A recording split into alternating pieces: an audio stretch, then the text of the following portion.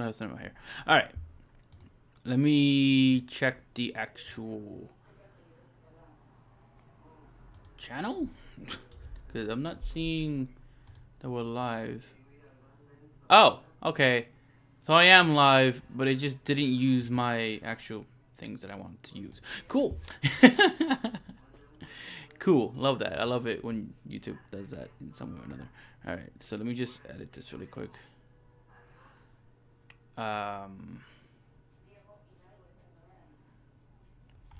So let's not use that. Let's use this.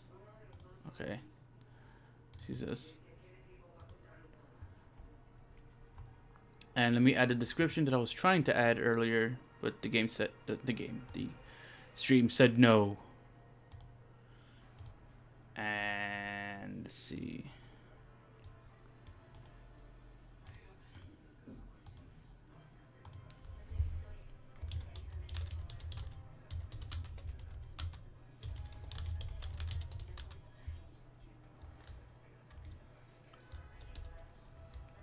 Bada bing.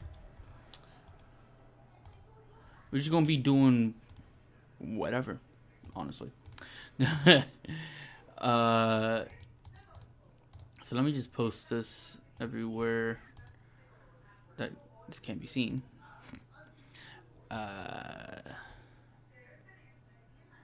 Yeah, hang on.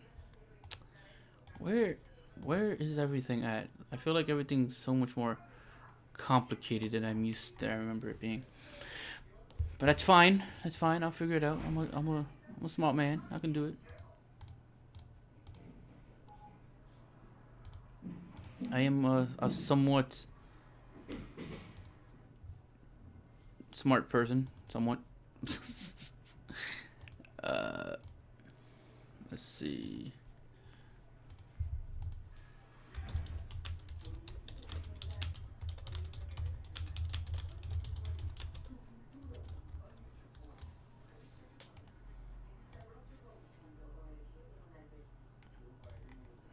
Alright.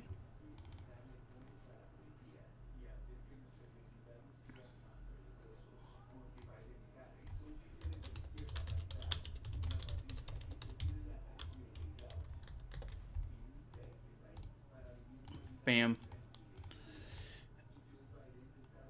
Okay. Alright. Where's my...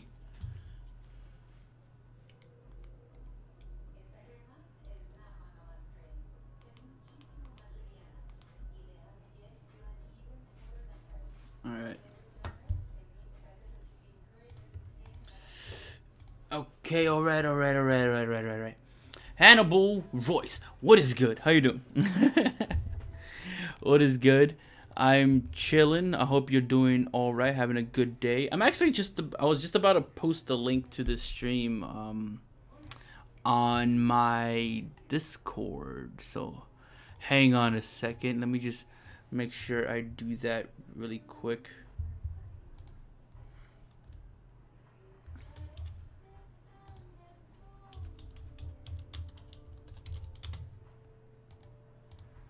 All right. Thanks for the warning, Discord, but I don't care. But yeah, I hope everyone's good. I hope you guys have been doing well enough. I've been working for the most part. If I'm not working, I am, doing my own thing for the most part. I feel like there's something in here. What is this? Is that just the camera or the lighting or something? That looks weird. But yeah, how you guys doing? So this stream is just gonna be kind of like a chill thing, but there's no specific game in mind, but we might play some games.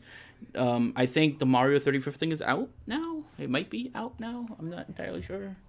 I have my Cube controller here because I was playing Rivals of Ether earlier. So if you guys play Rivals, it's cool.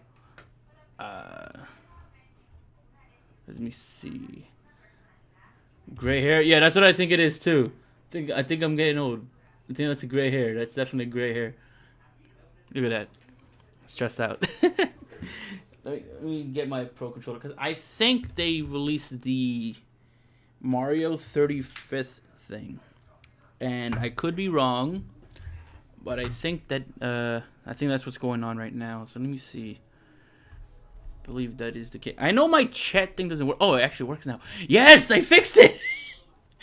My chat thing down here, it didn't used to work. It was like broken the last time I streamed. I tried to fix it. Now it's there now. So that's cool. Awesome. Glad to see it. Hang on. Can I go into the eShop without any info being streamed? Is that I think that works fine. I don't remember it being anything like that. Right. It'll be fine. Fuck it. It'll be fine. I think anyways. Is the Mario 35th thing up? Oh, but Rogue Company is up. I guess. Would it be a Nintendo Switch Online thing? Would it be on that tab?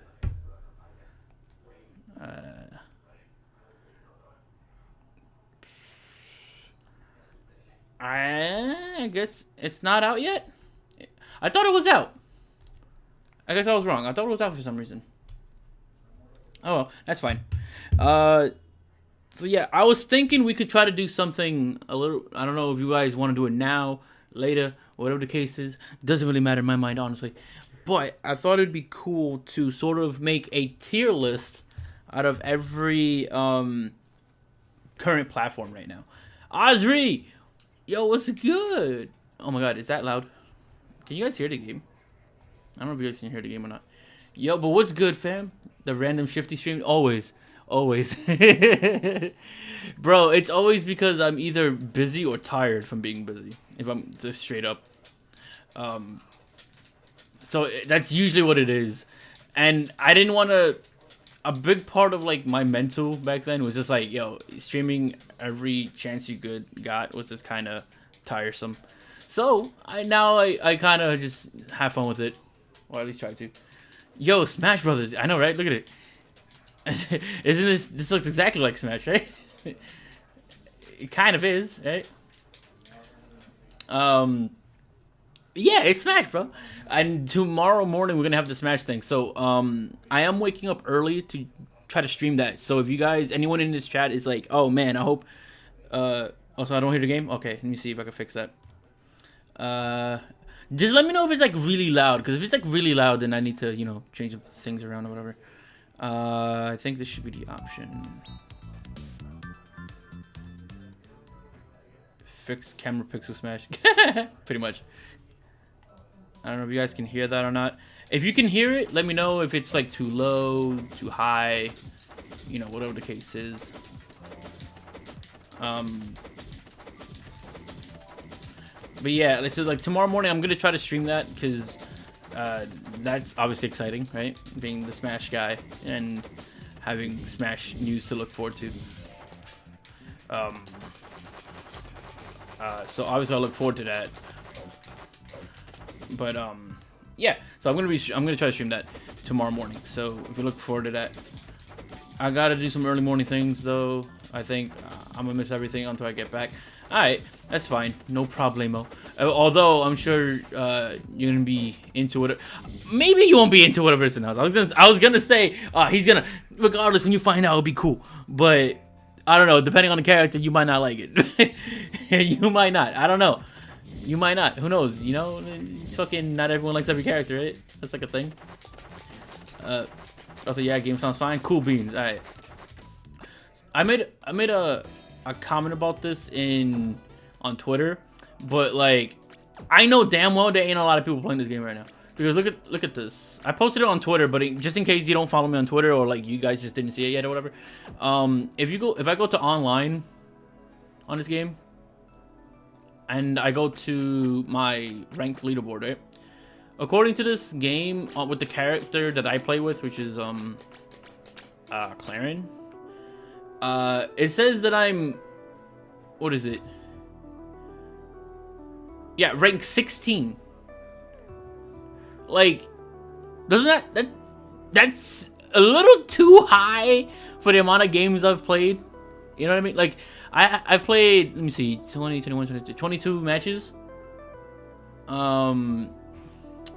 So, like, I played 22 matches, I've won 19, lost 3. And apparently I'm ranked 16. Like, this is the global leaderboard, by the way. It's like, there's no way that's normal, right? Like, that's way too high for how much I've played. So that's a little suspicious, right? That's a little suspicious. But I digress, right? I just wanted to point out how I feel like the number of players playing this game is clearly way too low, right? So the other thing I wanted to do is, obviously, you know, Ozzy, you're saying like you haven't really been playing it as much. I still play Smash like on a daily basis. Like, that has not changed at all for me. But then again, I guess you could say, like, knowing me, right? Like, that it'd be surprising if I did stop playing. It'd be more shocking if I stopped playing. So basically, the idea right now, and what I've been doing is I've been kind of just working a lot, right? Trying to like, I don't know, just do what I gotta do. You know what I mean? How life is and all that good shit, right? And as much as I like streaming, I really enjoy it. I can't sustain a living doing that, right? I have to pay rent and all that kind of shit, right? So yeah, so I can't really stream as much as I want to, but I found time. I'm here now. I'm going to be streaming tomorrow morning, so if you guys are going to be here for that, I appreciate it. I really appreciate anybody who comes through when I am streaming, because it means you guys fuck with me, and I like that. That's cool. Thank you so much for that. But for today, I was thinking, because next generation is around the corner, right? And I haven't really had the opportunity to talk about next gen stuff in quite some time, or in general, actually. So what I was thinking was this, right? What we can do is, you and I together will make a tier list for each of the main platforms and their exclusive games. Well, maybe not exclusives, but more so like the games that come from the people who made the console, right? So we'll make a tier list for PS4 games, Switch games, and Xbox, right? Everyone has their preferences of what games they think are like amazing game of the years and like the best shit ever, right? And everyone will argue and fight about that shit, right? So like, so I think it'd just be fun to just, because I feel like we're gonna end up shitting on each other, not toxic like, right? Like, just, you know, out of fun, and just talk about what we think should go on that tier list and shit, right? So if you guys are down for that, I'm down for that. I actually found 3 tier lists, 1 for each already, as it is on that tier list maker site thing. So we could totally do that, and I think it'd be a lot of fun. Yo, you seen how they did my guy Peter Parker? Yo, I did him dirty. They did him dirty, bro. They did him dirty. He does not look... I would understand that look for the character. Oh, what's up, Gil? How you doing, man? How you doing?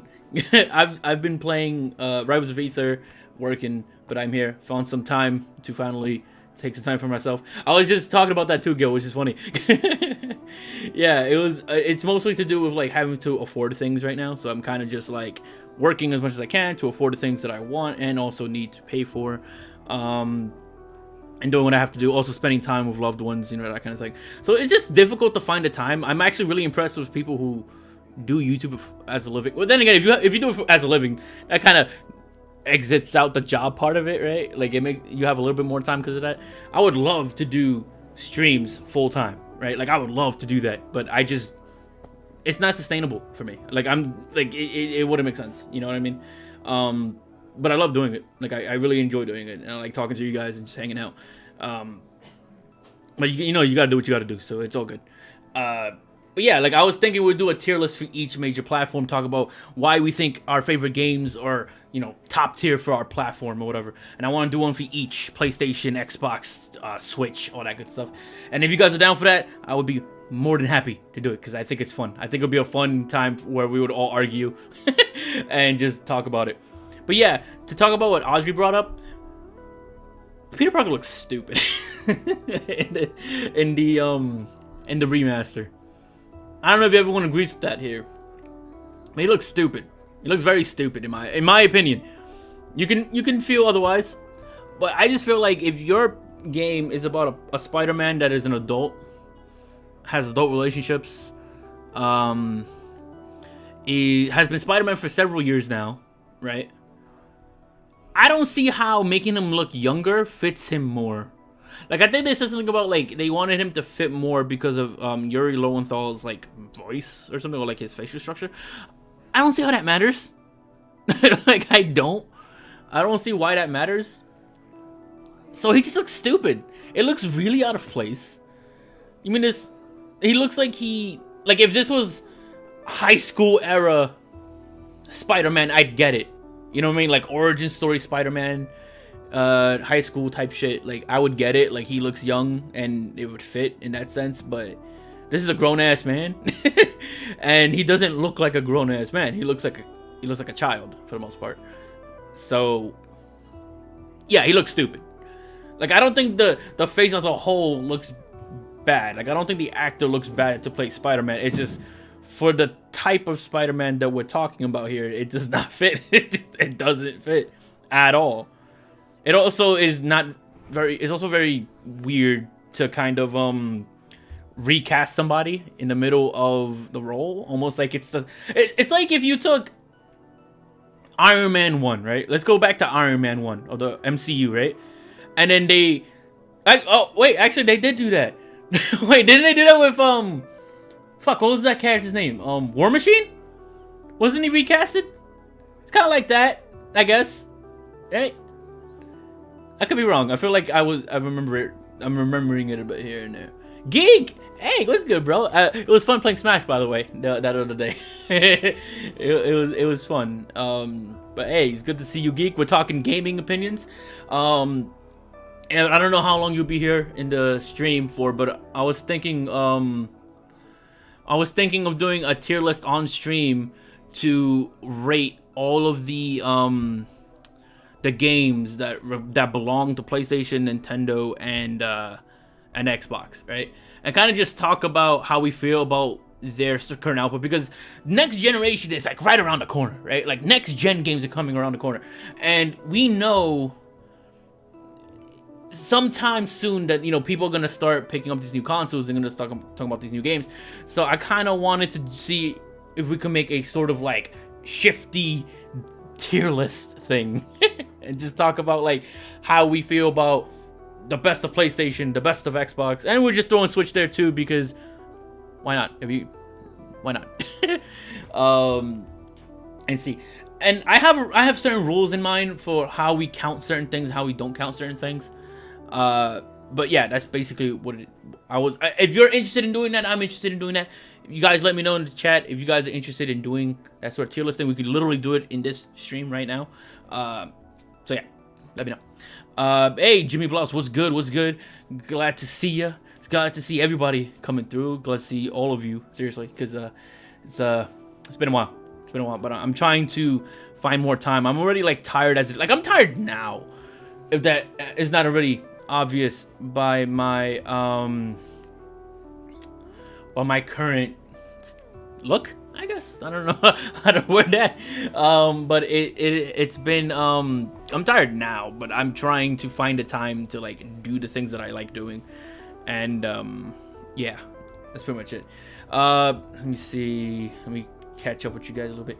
Cool, glad you had fun. I needed to see where my level was at. Hello, thanks for dropping by. No problem, man. And I know you want me to like teach you how to play on all that, but that's a commitment, bro. That's time. You know what I mean? That's time between you and me, Geek, to really sit down and like learn the game. You know what I mean? And that takes time. Like, getting good at a fighting game, I know it's Smash, not a fighting game, but because these kind of games, you know what I mean, it takes time. It takes a lot of time, dedication, and if you're willing to put that in, that's cool. But you gotta understand, man, like, that's time that I gotta put in too. You know what I mean? I got work, I got all these things to do. It's not against you, man. I love you. You know that. You cool peoples.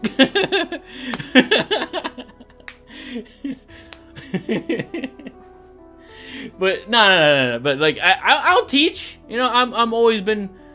It's all about putting the time in, really. Like, just jokes aside. Like, jokes aside, it's all about just putting the time in and understanding the mistakes that are being made and whatnot. But I know I played with a few friends of mine for that kind of thing. I'd be gassing it up a lot. that's I don't know, man. Like I always say, like I've had multiple friends tell me like, oh yo, like I hype you up and stuff. It's like don't do that, because I feel like I have to live up to some expectation for anything. I'm really just decent at the game. I know you guys hate it when I say that, but that's how I feel. Okay, that's just how I feel. All right, but but I guess because I compare myself to like people who just beat my ass for like the entire time I'm playing. But I missed the Fight Club since she was like hyperbolic time sharing for everyone here. I mean, I could bring it back, but I have to work out my schedule. That's the main issue, because the main reason why Fight Club stopped was not even because of like anything to do with the streams. You know what I mean? Like it was mostly just time, because you have to understand, like in terms of work schedule, right? I get paid to go to work on that day, that exact same day, that exact same time I used to do the streams, right? So it's not like I'm just sitting on my ass like during that time to do the streams. Like I'm just at work. Now mind you, if it was a situation where like, oh, say you know, like life isn't in the way, like, you know, like if I was one of those like big streamers who made a living off of streaming and stuff, like yeah, that'd be a thing every single Friday, and I'd be streaming games every other day for the most part. But it's just the reality of it, and that's all right, you know. But when the time comes, I'll bring it back. I gotta bring back the tournament thing too. Like there's a lot of stuff I want to do. It's just really difficult with stuff, especially ever since the COVID shit started happening. Like work has been more important since then, because I'm considered essential, so work never really stopped for me. You know, like I know some people worked at home, or they went on to like stuff like unemployment or whatever. That was never me. I was working the whole time. So it's all good though. It's all good. If anything, if it ever gets to that kind of situation, know that Fight Club streams will come back at some point. I just can't say when exactly. You know what I mean? I don't want to make promises and say like, oh, it's gonna come next week, and then I end up working next week. You know what I mean? Like it's like, I don't want to make any like sort of empty promises, so to speak. But I do enjoy it a lot. It was a lot of fun. And in the sense, Geek, like I'd be more than happy to teach. It's all about just like that time shit. I gotta get your, like what Audrey said, get your bag. I gotta do that shit. Let me see. Hang on, I'm just catching up with somebody.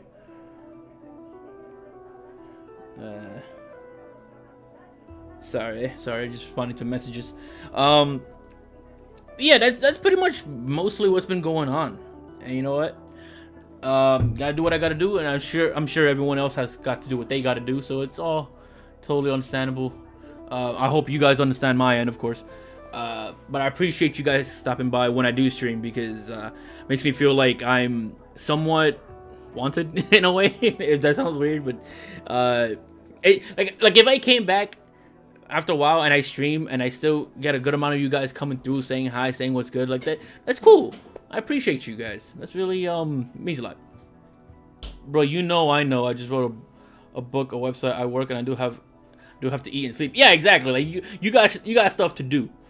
You know, like we all got our own like stuff to take care of, and obviously, like I've seen some like people get at like bigger YouTubers for this, which I'll never understand. But like, people also need to just have time for themselves. Like even if they're not busy, but they also just need to like, you know, relax, chill, maybe hang out with friends, family, that kind of thing, right? But I've seen like there's YouTubers I've seen that have like an output of like, you know, they make a living off of YouTube, right? And they have an output of say like several videos a week, right? And then they'll have people in their comments talking about how like they need to make more videos. I'm just like, yo, bro, they have friends and family, they have a life. Like they gotta do their own thing too. They don't live in YouTube headquarters. Like they gotta do their own thing too. And it's all good. Like I don't really have an expectation of when I want people to like upload, but I understand that some people like the schedule or whatever. I will say this much though: if I ever had a situation where I could just do nothing but this, expect me to see me. Expect to see me. You know, but it's not easy. But I do respect the people who do manage to do it constantly, because then I don't even know how you do it.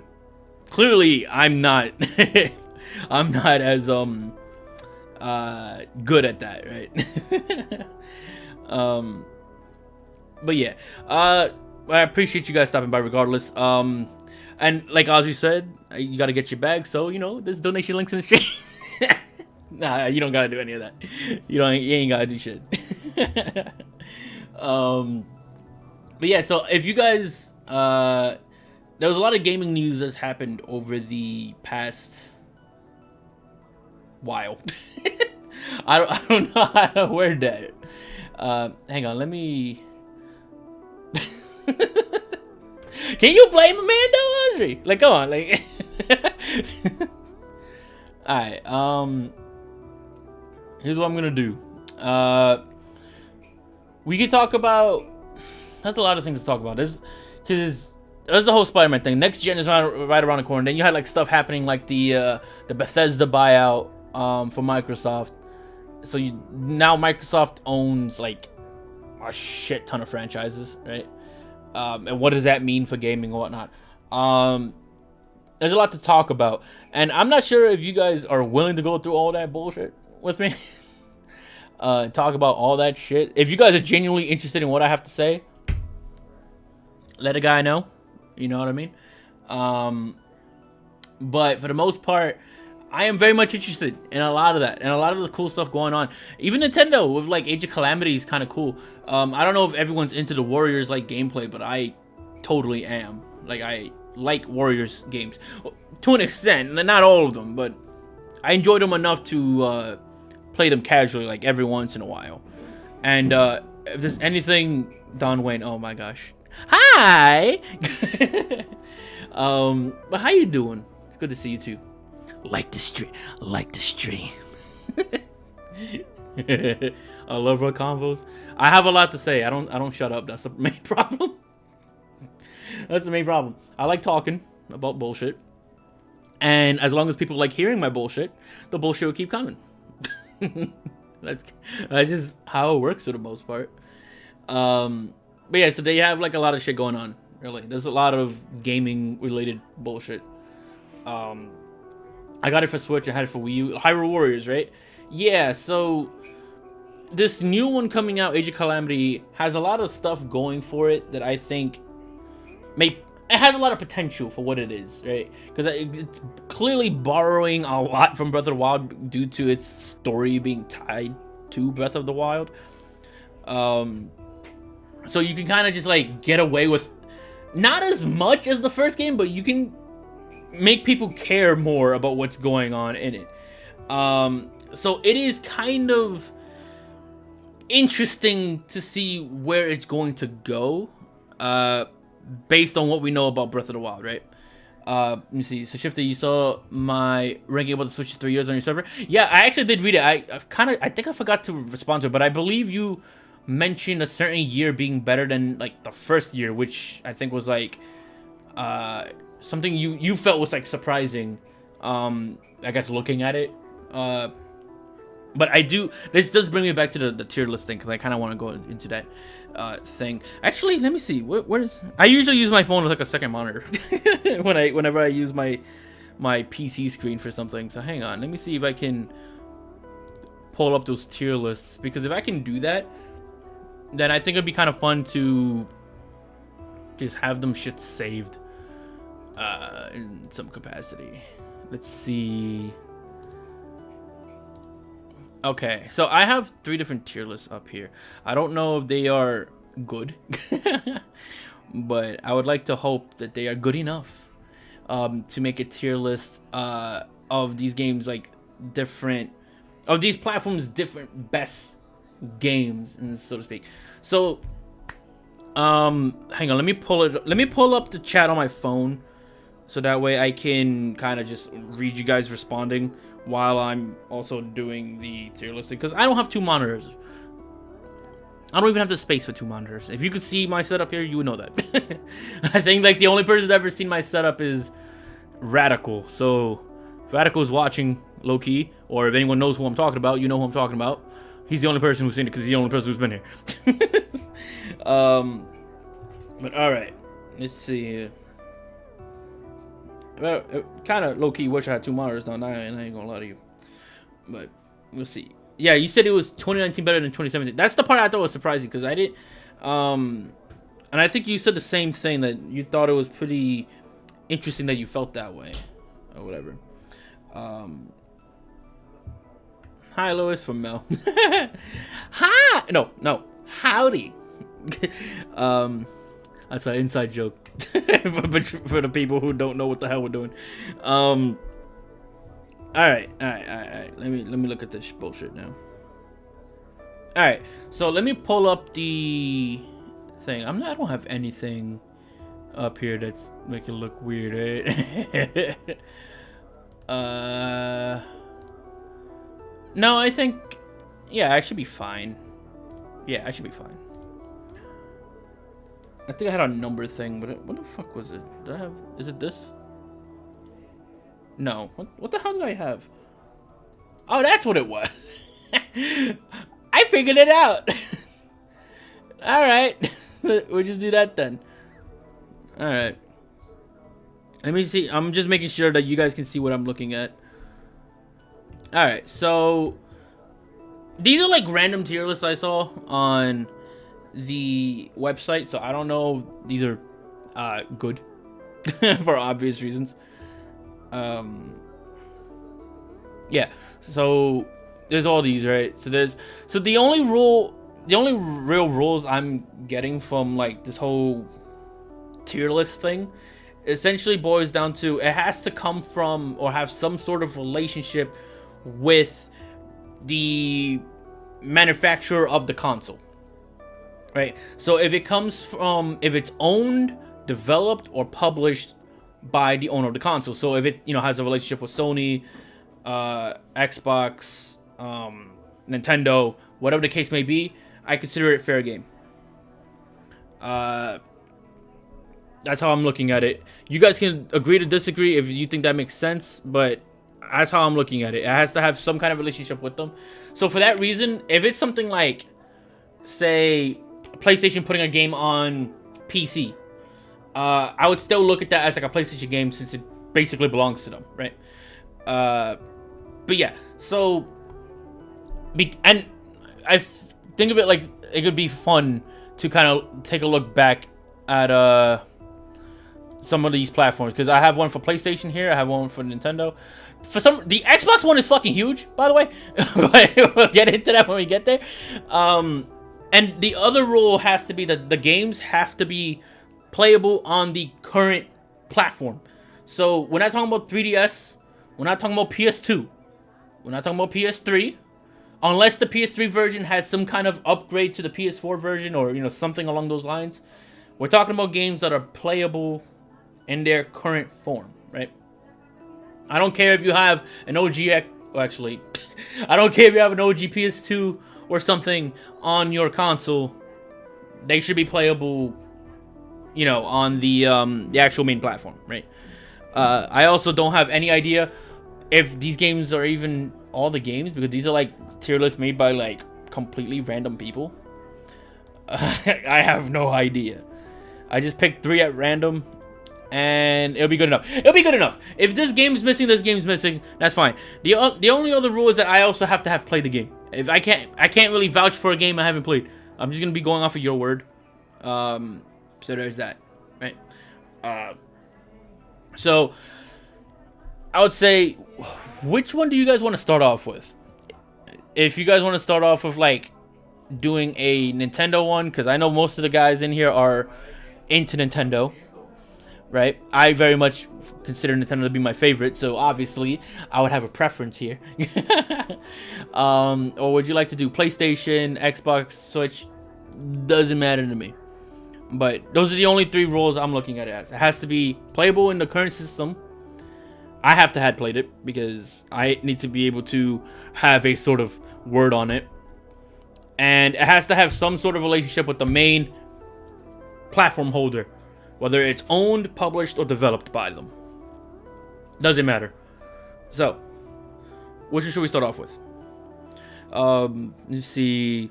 Say what you will about Pokemon, Sword and Shield, but nothing can be worse than 1-2 Switch. I mean, yeah, I think that's a very low bar though, because like most of 1-2 Switch is kind of just like videos, like most of it, and then you have like the HD Rumble stuff. That was a tech demo more than anything. Let's be fair. Like that's a very low bar to set, if anything. Cool gamer, what's good? Or do you prefer me to call you Jaw? I think Jaw would be better. But what's good? How you doing? I'm thinking of doing a tier list, basically for fun, for each of the main platforms, since next gen is around the corner for 2 of the platforms. So we'll kind of just for fun go through them, and yeah. So I guess we'll start with Switch because I know most people in here are Switch players, and I'm not really seeing anybody talking about like different platforms or anything like that right now. So I guess we could do Switch if you guys are down for that. We'll start with this, and if you guys have any kind of takes, yeah. First things first, I want to change these tiers because I don't see a point in having a tier for haven't played. You could just not have it in tier list. I think I'll start with PS4. All right, let's do that. Let's do PS4 then. We'll do PlayStation, since someone actually mentioned it. Still, my point still stands. I don't see a point in having tiers that have anything to do with games that I haven't played, because then I would just wouldn't put it in the tier list. I don't get it. Are you hyped for the new character? Yes. I am. I'm going to stream tomorrow morning. I'm gonna get up. I'm gonna stream it. And I think I would have to end the stream pretty close to the stream ending. We'll talk about it. I'll stream. I don't know how much ahead of time, but I'll be on. Like you can be sure for that. So I'm gonna just straight up delete the rows that just say like, oh, I haven't played, because what is the point? I don't. All right, so we'll call the top one the best. Then we'll have great. I don't know. Good. Meh. And bad. Just bad. So the best, great, good, meh, bad. Because I heard about your interesting take on PlayStation games. Oh, fair enough. Alright, we'll do this. 1, 2, 3, 4, 5. 5 tiers is good enough, right? I don't think I need any more. Oh no, how about, just to make it funnier, doo-doo butter. There you go, that's better. Why does it look like that?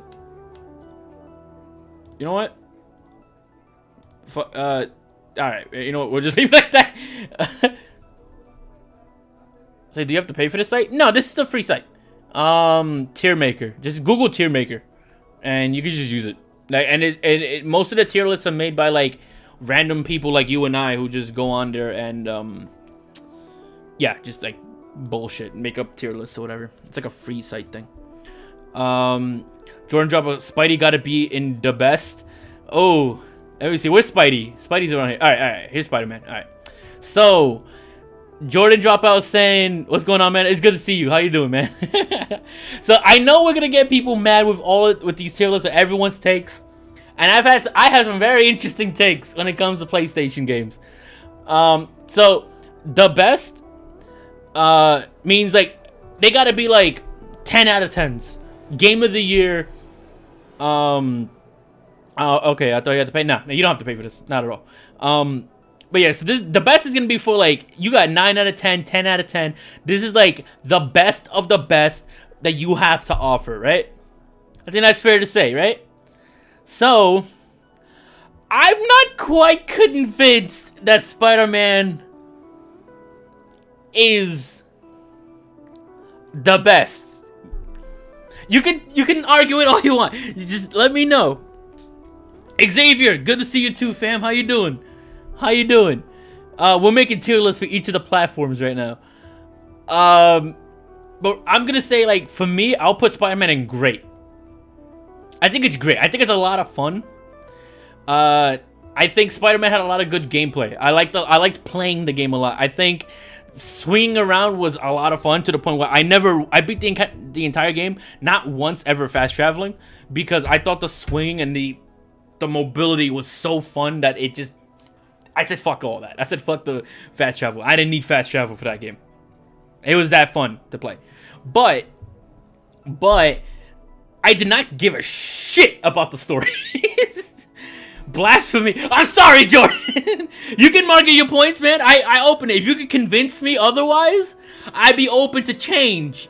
I'm open to the change. Like, if you can tell me, like, your reasoning and it makes sense and I agree with you, I'll give it to you. I'll give it to you. But, I mean, gray is not bad, though. Right? Like, we can agree on that. It's not bad. The game is a lot of fun. I just don't care about the story. It's very surface. Like, the way I look at it, I think it's like very surface level superhero kind of story, which is not bad. It's serviceable.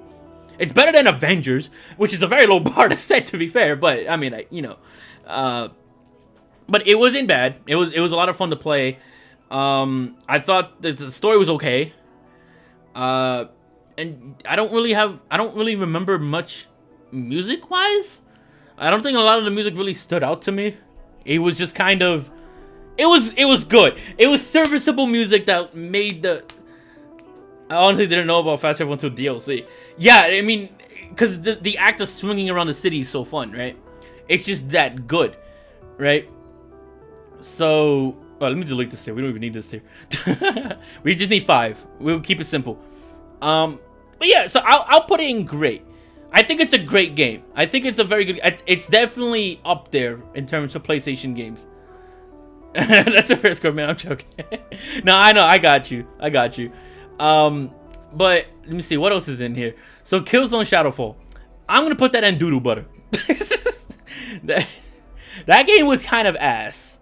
I don't know if you guys agree with that or not, but I thought it was ass. I don't really have much to say on it. It wasn't very fun. It's not memorable. There was nothing about it that really stood out. I don't remember anything for it. You know what I mean? Like, I don't remember much at all about it. So I'm putting Killzone in doodle butter. I don't think there was anything dope. I have no experience in PS4. Alright, no, I get you. We're gonna do Switch soon though. We're gonna, like, after we do PS4, Switch is next. So, you know, stay tuned. Stay tuned, because we're doing a tier list for every platform, and sooner or later, then you'll have a take. And I accept it. You know, we all get through this shit. Who do you want for Smash? There's 3 characters. There's 2 characters that'll get me hyped to the point of I'm gonna be excited and yelling and whatnot.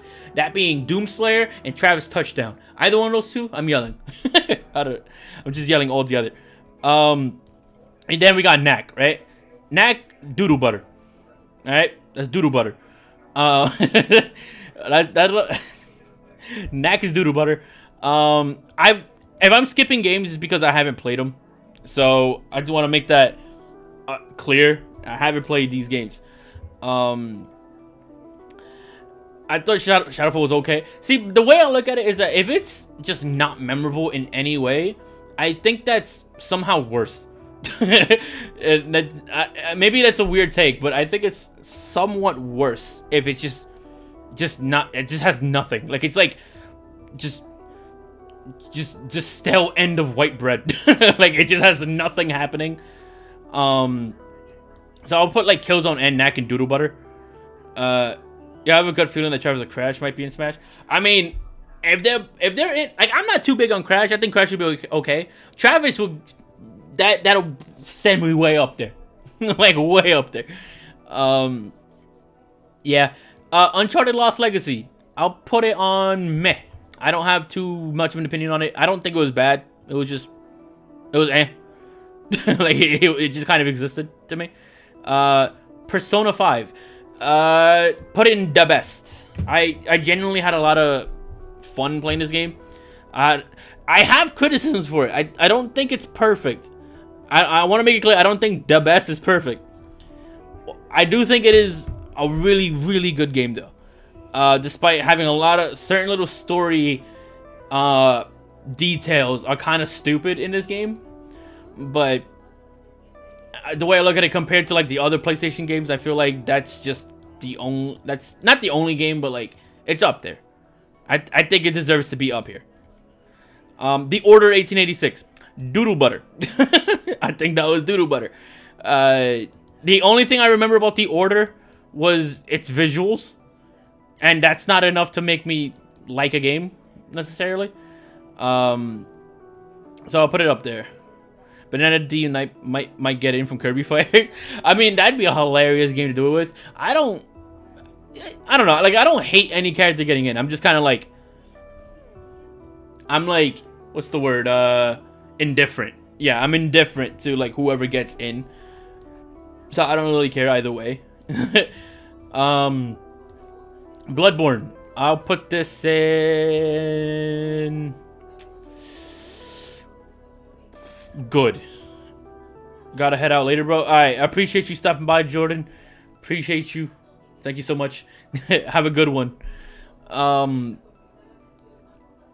I think I'd put Bloodborne in good.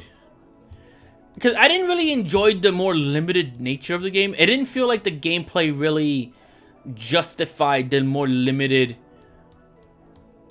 like the small amount of weapons in this game. Sekiro, I think, is a really good example of a game that like what's the word, like justified the single weapon kind of thing, if that makes sense. Bloodborne, I don't really think did that enough for me. Can you give me some tips on how to be a better YouTuber? I need some tips. I need some tips myself. I'm not very good. I'll tell you what other YouTubers have told me, which is consistency is key. The problem I have is that I'm not consistent. I just do things whenever I have the time. But if you have the time, yeah, consistency is probably the biggest thing. That's what I've always heard.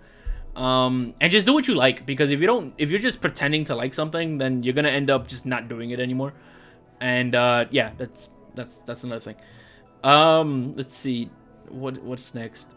I played a bit of Beyond Two Souls. I did not finish Beyond Two Souls. Jugs, yo, what's good? You gonna join us on this tier list? We're making a tier list for every single platform since next gen is around the corner. I can't wait till you see you rank on The Last of Us 2. We'll get there.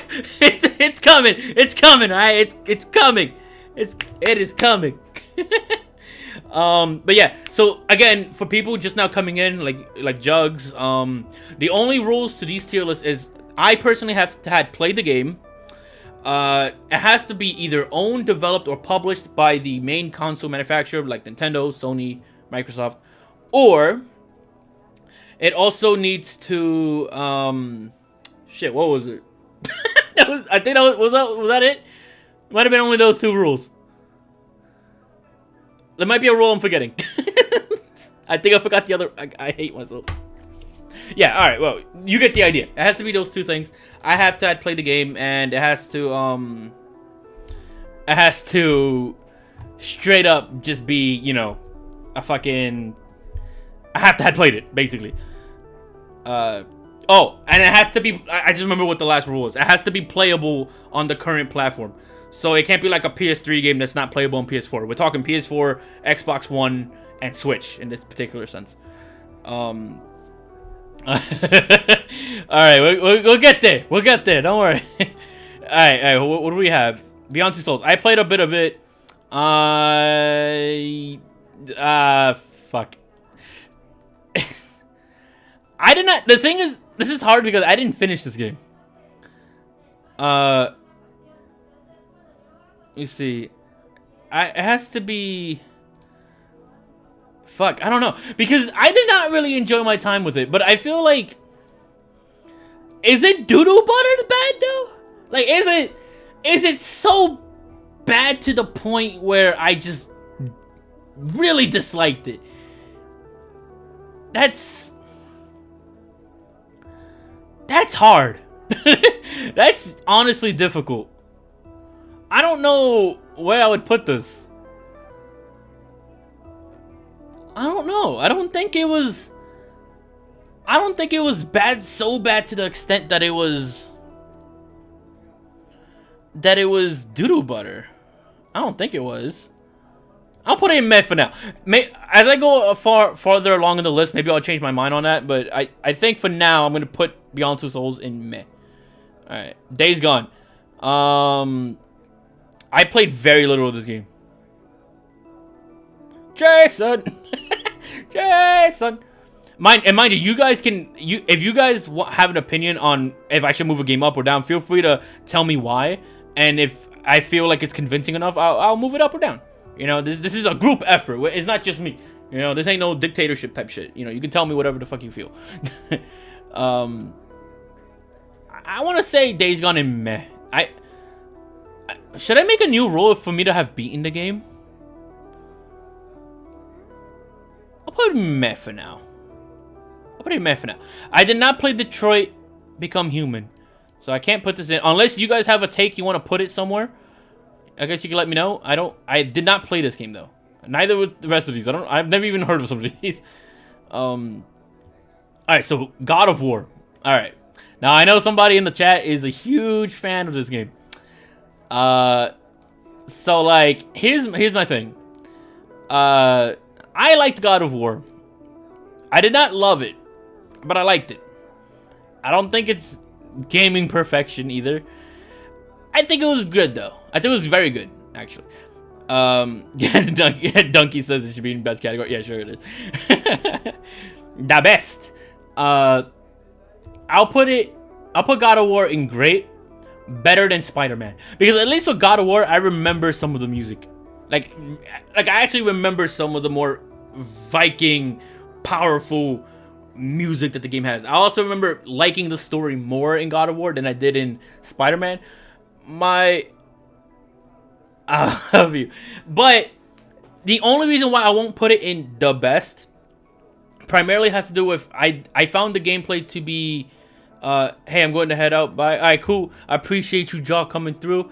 I appreciate you liking the stream, coming by. I appreciate you. So thank you so much for coming through. My main issue with God of War was that it felt repetitive in some senses. Where, like, I don't want to go into spoilers, but you kind of fight the same people often.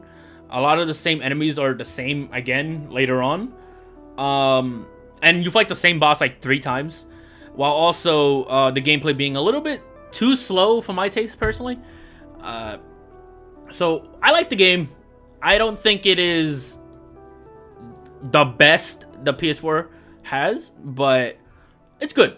I really like it. I really did like it. I remember it more in terms of music and story and presentation over Spider-Man. But Spider-Man was just more fun to play. That's, I guess, the idea between the two. But God of War, by no means, was bad. So, Gravity Rush 2. This game is great. I like Gravity Rush a lot. I don't know if I will say I like it more than or less than God of War or whatever. But I really enjoyed Gravity Rush. I think that's a very slept on game. That game gets slept on by a good amount. I played the first one on the Vita, and they're very good games. So, yeah, it's good. It's good. I appreciate the good stuff. They released Heavy Rain on PS4. I didn't even know that. That's what? They put that on PS4. I didn't. All right, whatever. So I didn't play Heavy Rain at all. I didn't even know about it at the time of PS3. I heard about it late.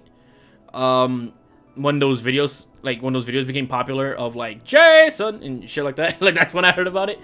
But I never actually played the game, so I can't really rate this. Cause then I feel like I would just be going off of like YouTube videos and shit, and that's not ideal. So we're skipping this. Horizon though. The best of me. The best of me. I love open world games. I want you to know that. I did not like this game. Well, I didn't dislike it, but I did not. I was disappointed by this game by a lot. I was expecting to fall in love with it, seeing open world. I did not like how the story went. I felt like the gameplay was a little too easy. I didn't feel like I had much creativity in what I was doing in the actual world itself. and it just felt like a Frankenstein's monster of like other open world games for the most part. And usually like a lot of other games borrow from each other, but this one just felt so blatant in doing so. And also conversations in the game felt so robotic. Like people would act so stiff like while they were talking. Like it just felt weird to the point where I just would no longer be interested in said conversations. So it just felt awkward. The whole game just felt awkward. To talk to people, to do anything, it felt awkward. So I never liked it. Well, not that I never liked it. At one point, I kind of did. 'Cause I feel like this is either the best of meh or the lowest of good. I can't. I don't know. I'll say meh. I say meh. Infamous Second Son, meh. That is the. I don't remember shit about that game. I don't have any idea how that game was like amazing to people. If it was, I don't know. If you like it, cool. You got it. I don't get it. I beat the whole game. It was okay at best. I don't know. I don't have anything. I don't have much to say about it. There isn't anything that happens in the game that felt amazing to me. Not really. If you guys have anything to say about it, say so, because I got nothing. Alright, so this is the game that everybody wanted me to talk about, right? The Last of Us Part 2. Okay, so,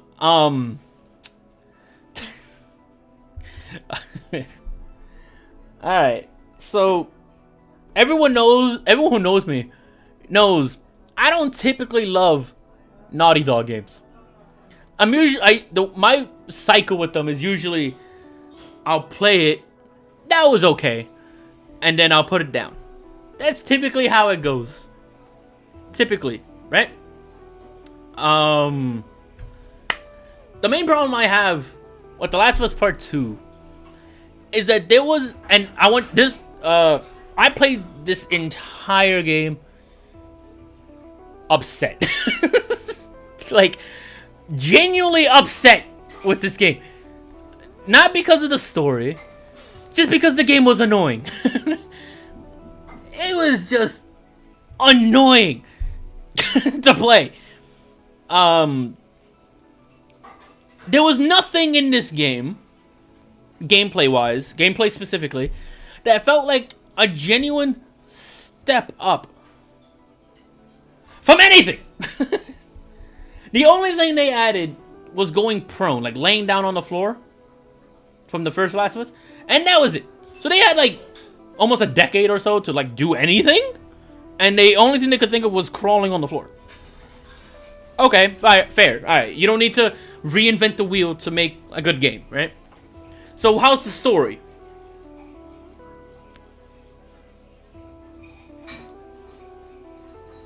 Doodle butter. It was doodle butter. It made no sense to like half of the things that happened. No sense. There's like entire scenes of just like characters just straight up ignoring past things that they've established already. There are entire scenes where they attempt to justify certain actions that cannot be justified, and they just try to get you to do it anyway. It's just a more edgy version of the first one. Yeah, pretty much. It feels like it tried very hard to make you like one character, dislike the other. But the problem is, like, I understand from a certain... I don't want to get into story spoilers in case some of you hasn't played it. This game is still pretty recent. But let's just say, like, there's certain scenes that happen that make you question certain things, right? But I don't feel the game ever does a good job in necessarily explaining a lot of the certain decisions they go along with. If a lot of it felt like they were trying to get me to like a certain character, regardless of how I may or may not felt prior to this. So it didn't feel very well written. It didn't feel very well written. I get what they were trying to do, but I felt like it could have been done in a much better way. and again, I can't go into spoilers because this is all criticism with regards to the story itself. And I'm not trying to spoil the games that I'm talking about on this list. But I will say that it just wasn't quite there. I don't think it was. The best things about this game, if I have to give it a good give it some positives. It is good. It's a very good what is it called? Pretty game. It's pretty. It looks good. Right? Like presentation wise, graphics, it looks good. Animations look good. Everything in the visual department, right? I think are good, right? Like that's pretty much just like how I look at it.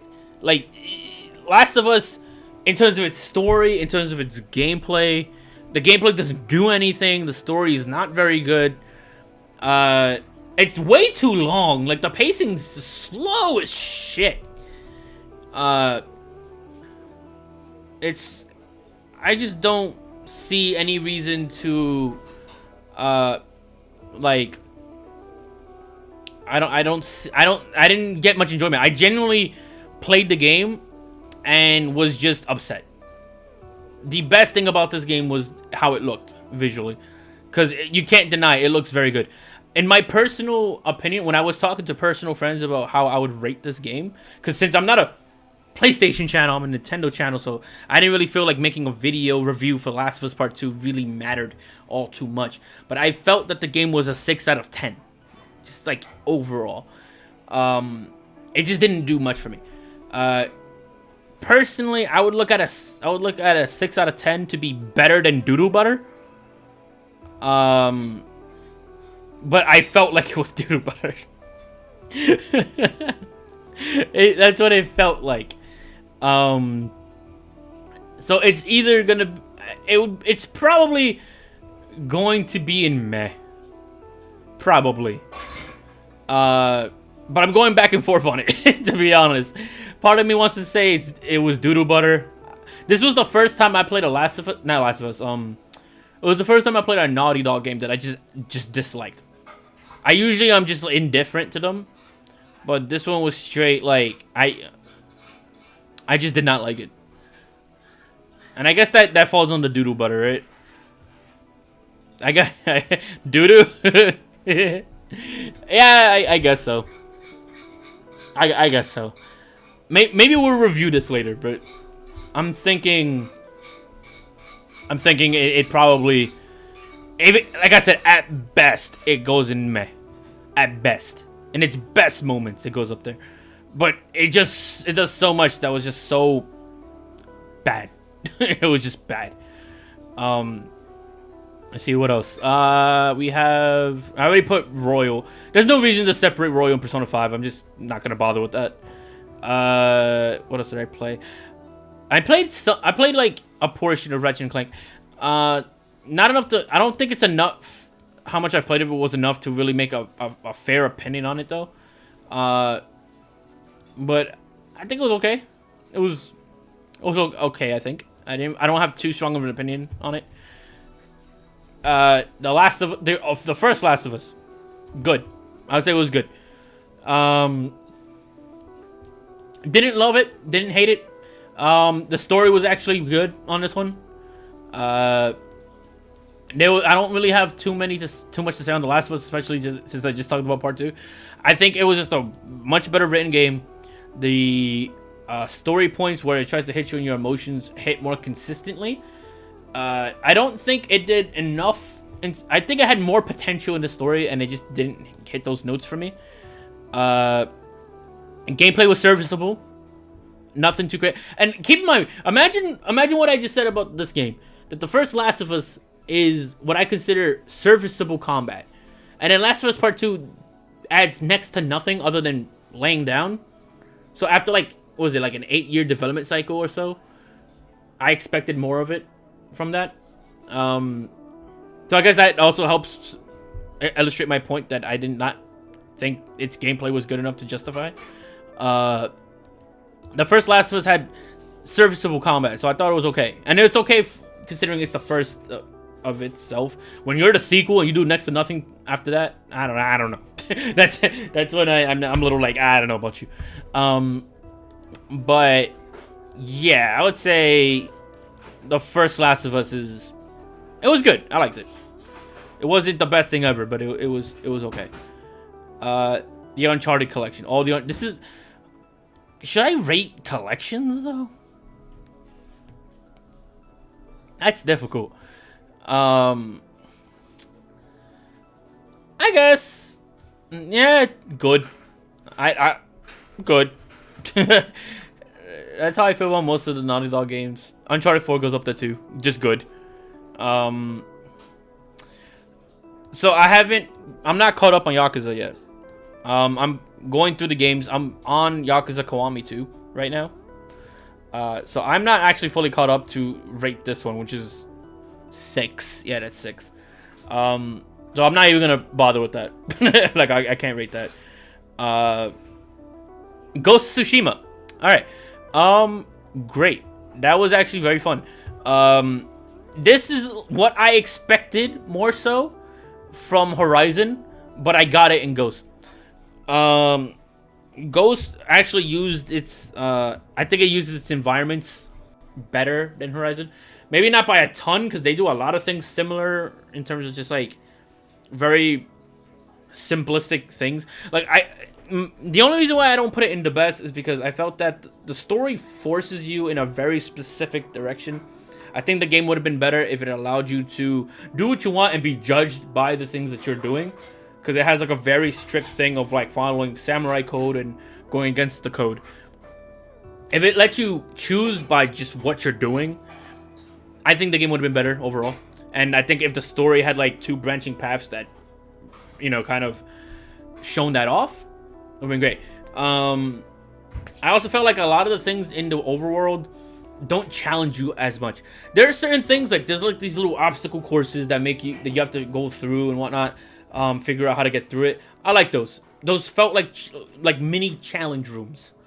And I think that's what I look at for open world games. I don't want to just be able to like go somewhere and just pick up an item and then just walk away. That's not an activity. You're just making me do a shopping list at that point. But if you make me do like a little puzzle, or you make me fight somebody, or you make me, do something, right, to gain the thing that I'm there for, then I like it. I also like it more when it's like integrated into the map. I like it though. It's cool. It's cool. So I like some of the activities, but a lot of them were just go to that icon on the map and pick up item, and then go do that for the other stuff. And it's like that was kind of boring. It got a little boring. But the story is great. The characters talking to you don't feel robotic like Horizon Zero Dawn. They actually talk to you normally, and it doesn't feel like they're very like stiff and whatnot. It didn't feel awkward. Just felt like normal conversations happening. So I felt like that was just better in that department too. Gameplay was also good. It's not the deepest gameplay ever, but it's better. Like, it's a lot better than Horizon. I think it's more satisfying to actually cut a dude up in Ghost of Tsushima. So I think that was a much better game. If any game that released this year from PlayStation deserves any kind of recognition, I think it's Ghost of Tsushima. That game deserves a lot more. Let's see what else is on here. The Last Guardian, Doodle Butter. Shadow of the Colossus. I didn't play the remake though. I played the original. But based on the original, I'll put it in great. I didn't play Medieval. What else is in here? Until Dawn, I didn't play. I think that's it in terms of what I've played. I know there's more games than this, but I feel like this is all I have. Like, I would say that, like, if I could add, like, stuff like, yeah, okay, this might be it. Let's see. All right. So, give your takes on this right now. Give me your takes on this PS4 exclusives list. If you feel any different from any particular game that's up on here, let me know. This is your time to fucking rage and say some stupid shit or agree or disagree, whatever the case is. My music's on. What the hell? Oh, that's because my background music was Rivals.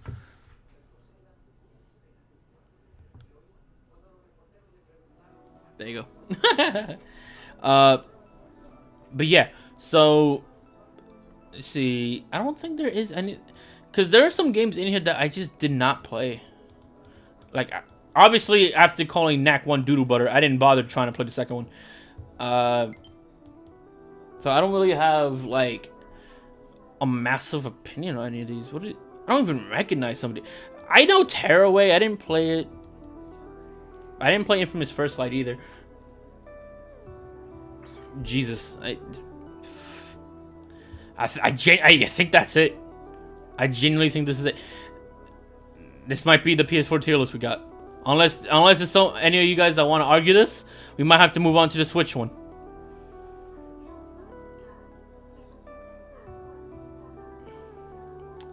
But I think this boils it down, really.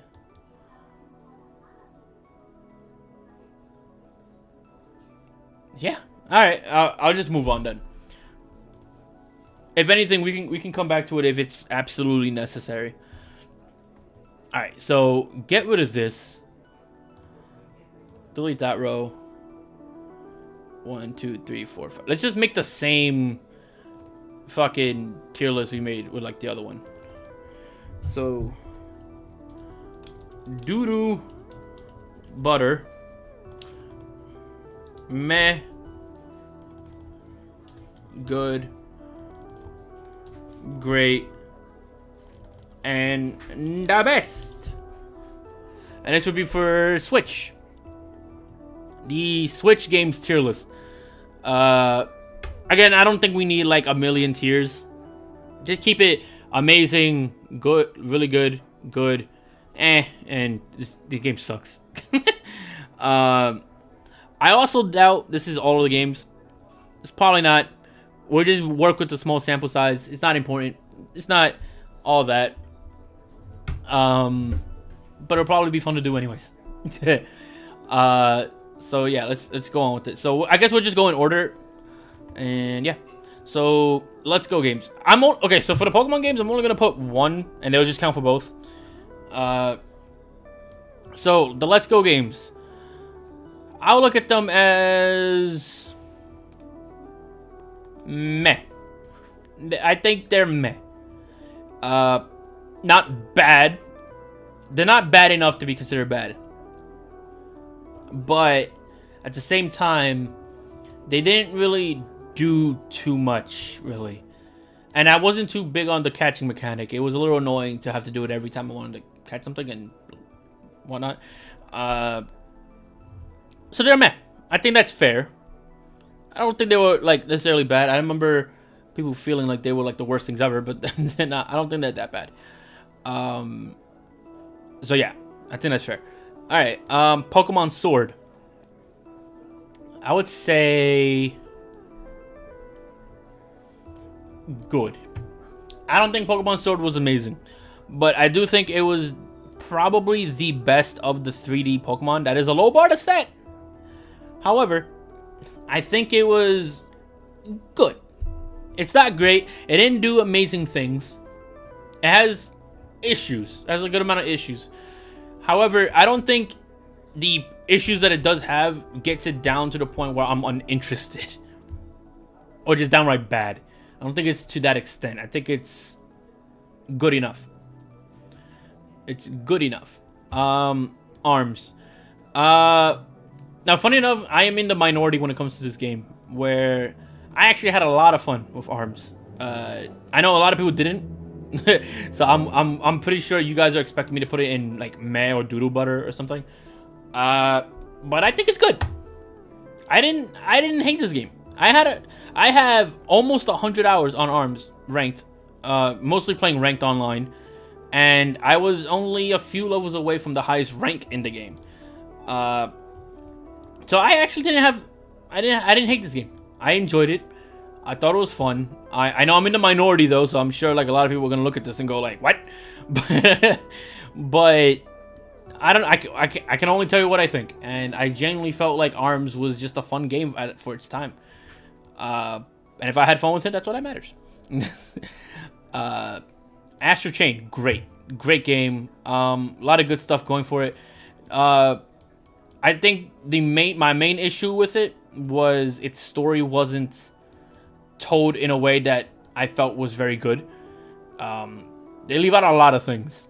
There's a lot of things that you just like, you could beat this game and have very little idea what was happening through a good portion of it. So I don't think it was very good for that reason in terms of story. But the gameplay is fantastic. The cinematics are fucking crazy. And it's just a lot of fun to play. It's a very good game. It's very like looking back at some of the scenes that happened in this game, it was just a very fun and just like explosive game that had a lot of really fun set pieces and whatnot. So I think it definitely belongs in great. While the story wasn't the best, everything surrounding that story was just a lot of fun and just really nice, even nice to look at. So I think that's fair. I think that's very fair. Legend of Zelda Breath of the Wild, the best. I feel like this was, even after 3 years, probably the best experience I've had on the Nintendo Switch. I don't even think there was a game this generation that I necessarily felt easily outpaced this or really got close to this. I don't think I've played a game quite like this before. And it's weird because for the longest time, I was very basic and saying that my favorite Zelda games of all time were Ocarina of Time and A Link to the Past. Mostly because, in my opinion, I felt like the jump from those games felt like such a massive jump. I know now, if you look at Ocarina of Time, you could say like, oh, this game's tiny, right? Or, oh, there's not much going on. But like for its time, it felt like this massive leap of what Zelda was. And I enjoyed it so much for what it did, what it accomplished, and its game. Like I still think Ocarina of Time holds up today. That being said, I didn't feel like any Zelda game quite gave me that experience until Breath of the Wild came. Because I'm not trying to say anything negative about Twilight Princess, Wind Waker, Skyward Sword, or anything. But a lot of them, in terms of like how they felt more or less like Ocarina of Time again, but with a new spin to it that kept it fresh. Which is not a bad thing by any means. But there's just no game that quite gave me that impression of a giant leap forward like Breath of the Wild.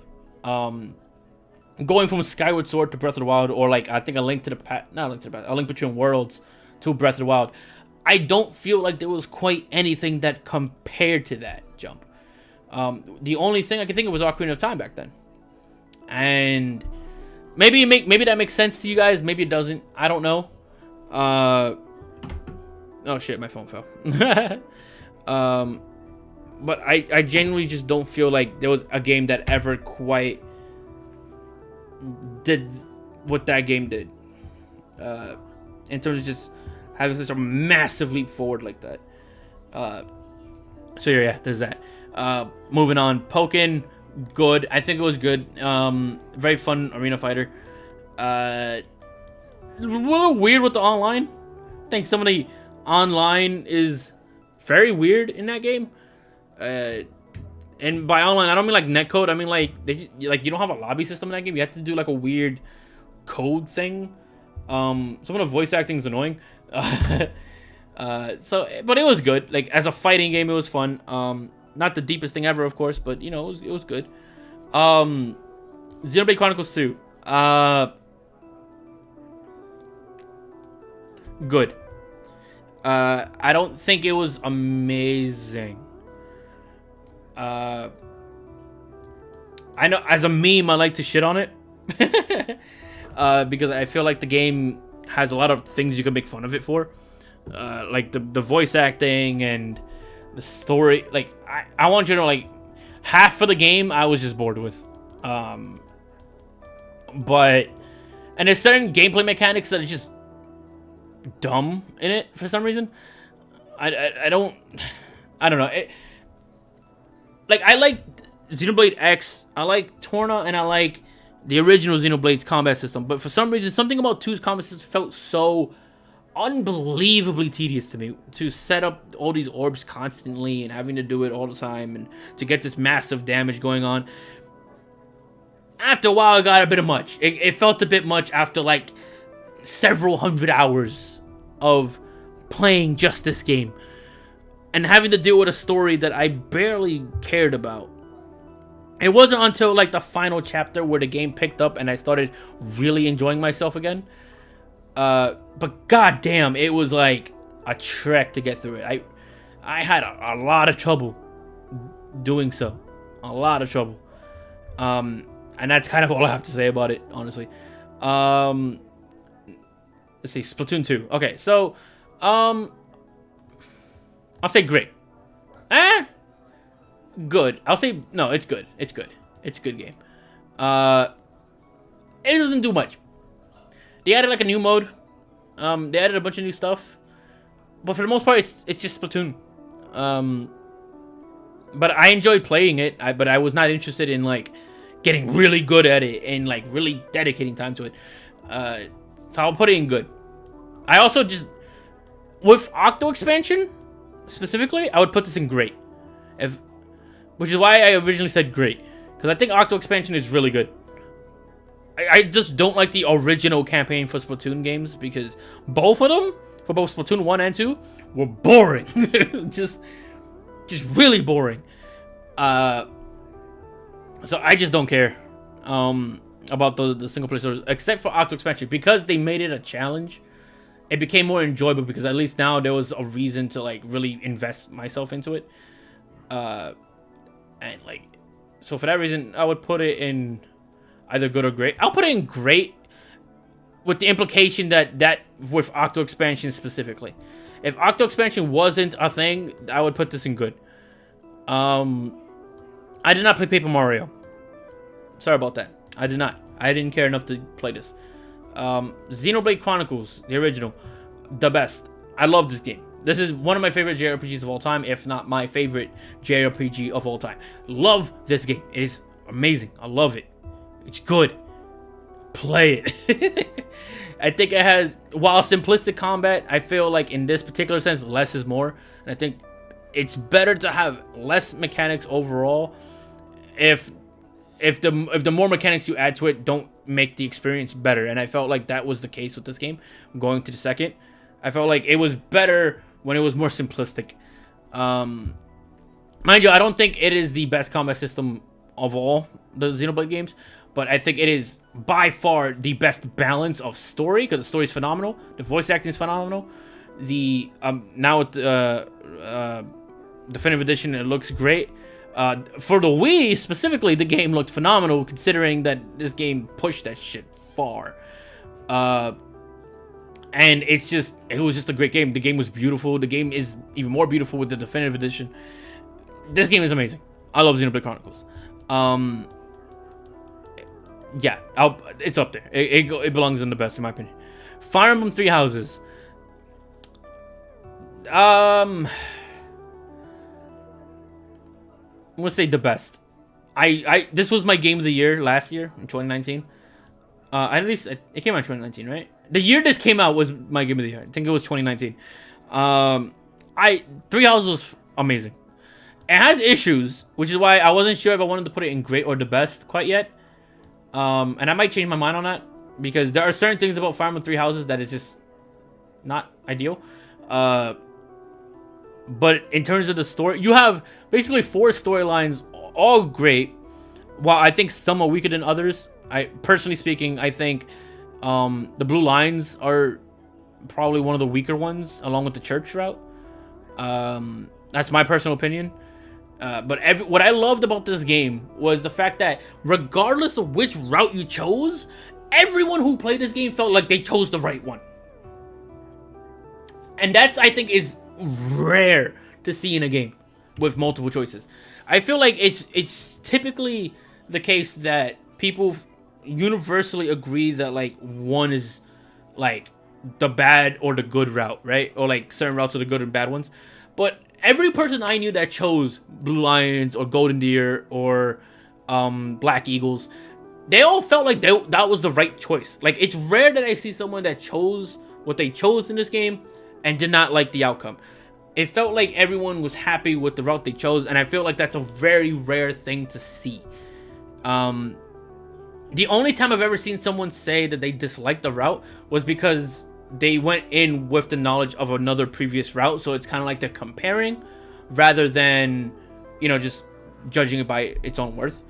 So I think Three Houses is like the weakest of the best category, but I think Three Houses is extremely good, with some issues, but it is extremely good, and it is a game that should be played if you enjoy like tactical RPGs in any sense. It is, I think it belongs in the best. You can argue it if you want, but I think it belongs on there. Super Mario U Deluxe, meh.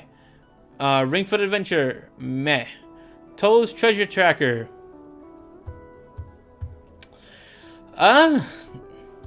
meh. Snippy Clips, meh. Tetris 99, meh. Fire Emblem Warriors, meh. Torna, great. Torna Go to Country is Xenoblade Chronicles 2 with a better battle system. It has the visuals of 2, which 2 didn't have bad visuals. That's why it was better than meh. It had good visuals. So it has the visuals of 2, what I think better characters, better voice acting, not by a ton, but it's better voice acting, better characters, a better combat system, and a better, I want to say it's better paced because it's a shorter game. So I wasn't as uninterested for as long as I was with like the original 2. So I enjoyed Torna more than definitive, like more than Xenoblade 2. I won't say I liked it as much as the first Xenoblade, primarily because the story wasn't as interesting. And yeah, that's kind of it. But I will say, regardless of which Xenoblade game you're playing, they all have great music, so that bumps all of them up by a considerable amount too. So there's that. Mario and Sonic at the Olympic Games, doodle butter. I never liked those games. I'm just gonna keep it real. I've never liked those games. Link's Awakening, good. It was good. It was a remake of a old game. It looks nice. I like how it looks. I like the original game. I don't love it, but I like it. It's good. So it's, fair.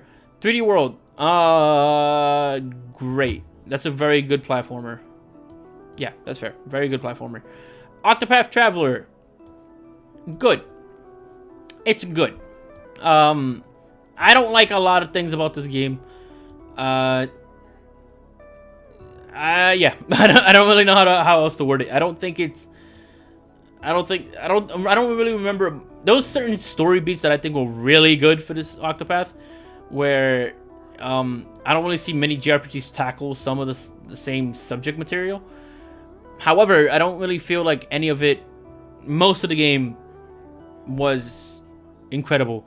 The best things about this game is some of the story beats and its visuals. It looks beautiful for what it is. But most of the story doesn't fucking matter. Like, most of the story just doesn't matter. So I just don't care about most of it, to be honest with you. So that's kind of it. Daemon X Machina, doodle butter.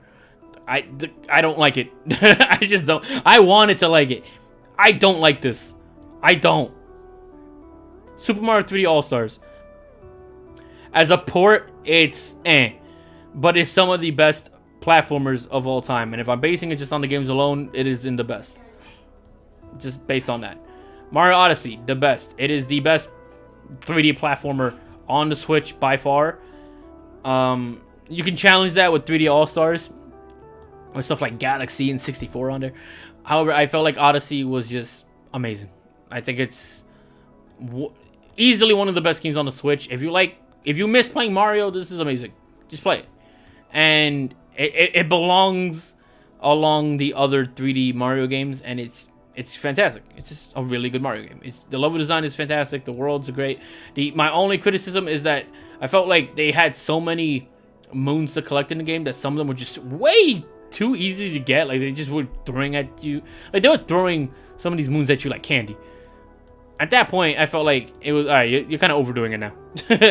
Like, you were kind of overdoing it. It kind of diminished the feeling of reward from getting them. But other than that, like, the movement is amazing on it. Like, this, by far one of the best games. Super Smash Bros. Ultimate, the best. You'd be hard pressed to not see me on this game. I have like 1,500 or 1,400 hours on this game. Like, there's no game this generation that I have played more than Super Smash Bros. Ultimate. And I hate it. No, I don't hate it. I love this game. It's amazing. So much content, so many characters. Tomorrow morning we're gonna see more. The game's still not done. After all this time, it's Smash. It's hard to put into words how much I love this game, but amazing soundtrack, spanning a million different games. It's just extremely good. I don't have I don't have much to say on it. Honestly, it's just that good. 1-2 switch, doodle butter. Mario Kart 8 Deluxe, great. The this is great. Clubhouse games, meh. It's good. It's not like it's gonna blow me away, right? Yoshi's New Island, Yoshi's Crafted World, doodle butter. I'm sorry, I find Yoshi games to be boring. Marvel Ultimate Alliance 3, good. It was a good game. If you want to play a Marvel game, play Ultimate Alliance 3, because you're not gonna play Infinite, you're not gonna play Avengers. Just play this game. Play Marvel Ultimate Alliance 3. It's a good game. It's actually a good game. You see, Deadly Premonition I didn't get to play. This game is not even out yet. I don't care about Bakugan. I don't have any plans of playing that. Donkey Kong Country Tropical Freeze, great. It's a very good platformer. Very good. A lot of creativity. Really hard. Like, it could kick your ass, but it's a good game. Some of the level design in here is unparalleled. Like, I don't like some of the levels they have on this game is just not beaten. Let's see. Ninjala, doodle butter. I played it for like the first 2 days of it being out. And that was it. I had no interest in going back to it. Ninjala's doodle butter. Hyrule Warriors Definitive Edition, great. I think it's a very good Warriors game. It's not then again, like, I have like 400 hours on this game, but it is repetitive. The story ain't all that. I'll put it down to good. I think it's good. It's a good game. Kirby, meh. It's a good game, but really boring. Only reason why it's better than Yoshi's Crafted World is because I feel like the final boss was just more fun. Like, it had a lot of fucking stuff going on in there. So I felt like more work was put into this one by comparison. There's that. Mario plus Rabbids.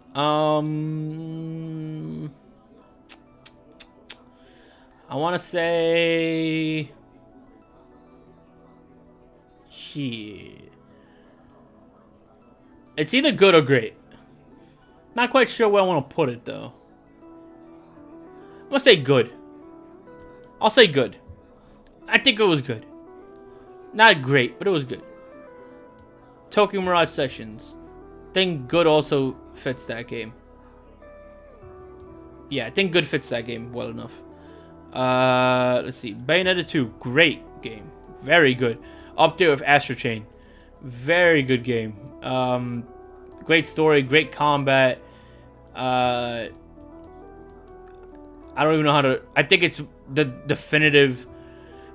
It's probably my personal favorite hack and slash game. Bayonetta 2. Until something else comes along, I'm sure that'll dethrone it. But I think right now it's probably my favorite hack and slash. Astro Chain was pretty good though. But I think Bayonetta 2 is like really up there. Pikmin 3. Meh. I don't give a shit. I liked it. But just not to that extent. Not to that extent. I thought it was okay. I didn't really. It was my first Pikmin 3 was my first time playing a Pikmin game, and there was really nothing about it that screamed out at me as like this is amazing, but it wasn't bad either. It was just, oh, I didn't mean to do that. It was just good. Luigi's Mansion 3, good. I don't think it was amazing. Again, it's another situation of like the game was well designed, looked great. It wasn't a lot going on. It was pretty repetitive in some cases with the little cat ghost thing, forcing you to backtrack. That was just annoying. And it was a fun game, but there wasn't anything super memorable about it, personally speaking. But also, to be fair to it, I never felt like any Luigi's Mansion game was super amazing to me. So this is just kind of like what I expected, where I expected it to be. So what is that? Let's see. Mario Tennis Aces. Meh. No, not Doodle Butter. Meh. Good game. It's not my choice though if I want to play like a multiplayer game with friends. It's not typically the game I go to. But I enjoyed this. It was a fun time. Animal Crossing New Horizons, great. That is fun. It's not the best. I felt like New Leaf was a little bit more enjoyable. Based on the time I had with it, mind you. I didn't play a ton of either game, but I think Animal Crossing New Horizons just missed a lot of features. I think that's the main reason why I won't put it any higher. But that's pretty much it. And Mario Maker 2, I'll say good. No. Is it great? Is Mario Maker 2 great? Is this a great game? It's hard to say because this is based a lot on like what the community makes.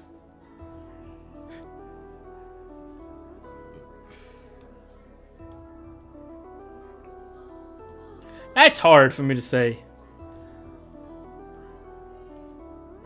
Because it does give you a good amount of creation tools to work with.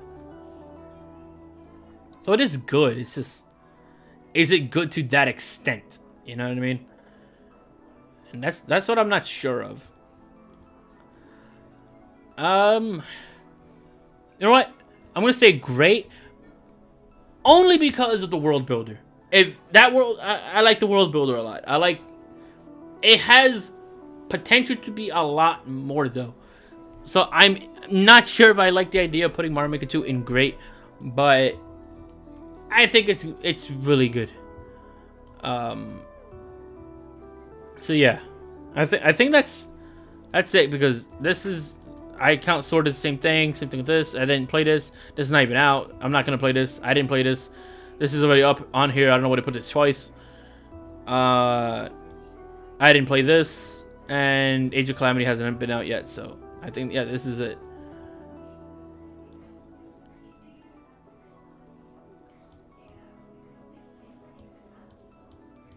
Yeah, I think this is it. Yoshi's probably the best of Doodle Butter though, because it is it's a sound game. It's just boring. It works, you know. It works. It's not broken or confusing or anything. It's just boring. So Xbox.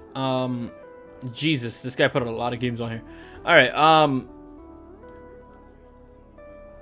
So what I'm thinking is, hang on.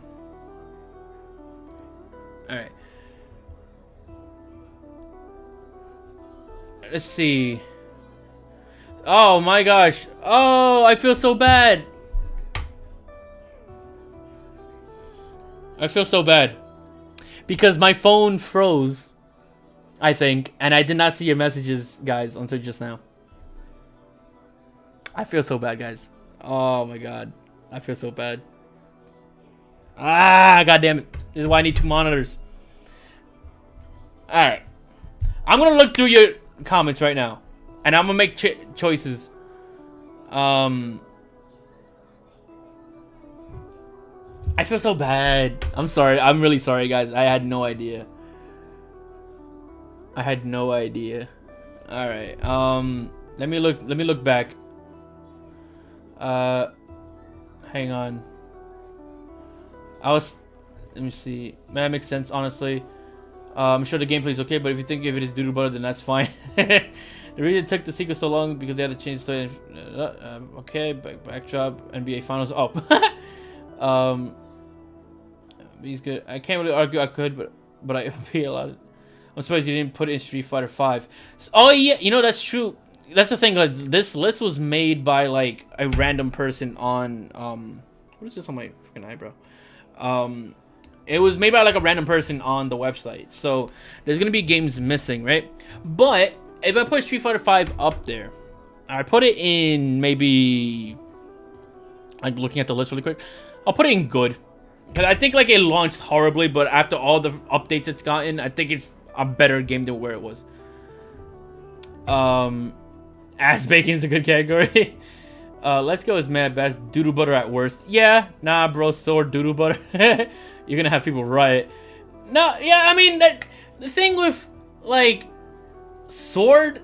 I don't know. I didn't think it was bad to the point of straight up doodle butter. It's alright, man. Yeah, I'm trying to keep up with you guys. I'm sorry about all of that. While I'm here, let me put up the chat on my phone and see if it fixes or refreshes or something, because that really screwed me over. Let me see. Arms at least has a niche community. It does. It has a very niche community. Let me see. Martin is the one that not many are playing.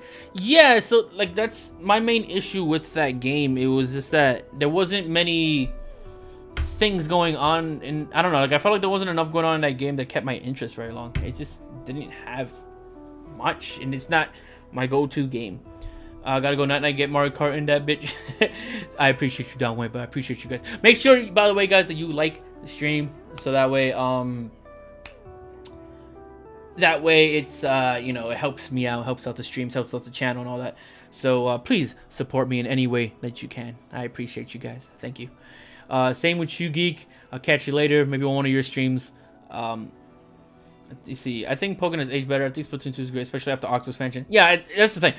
I think Splatoon 2 definitely got a lot better with Octo expansion's release.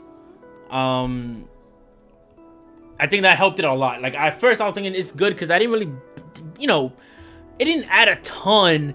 It didn't do a shit ton of things to it. But it is a very good gameplay loop with that game, and it is very well made for the most part. I just didn't like the campaign for the most part. Let's see. Xenoblade Chronicles 1 was the best looking. One of the best looking Wii games. Yeah, true. Ring Fit is good. Yeah, I have Ring Fit. I haven't played like a ton of it, but I've played it, right? And it is, I think it's good. I think Meh fits it for now, though. I put it in Meh, right? Yes, I did. So I think Meh fits it for now, though. Are you ranking Switch games? Yes, I am, Dark King. Thank you for stopping by the way.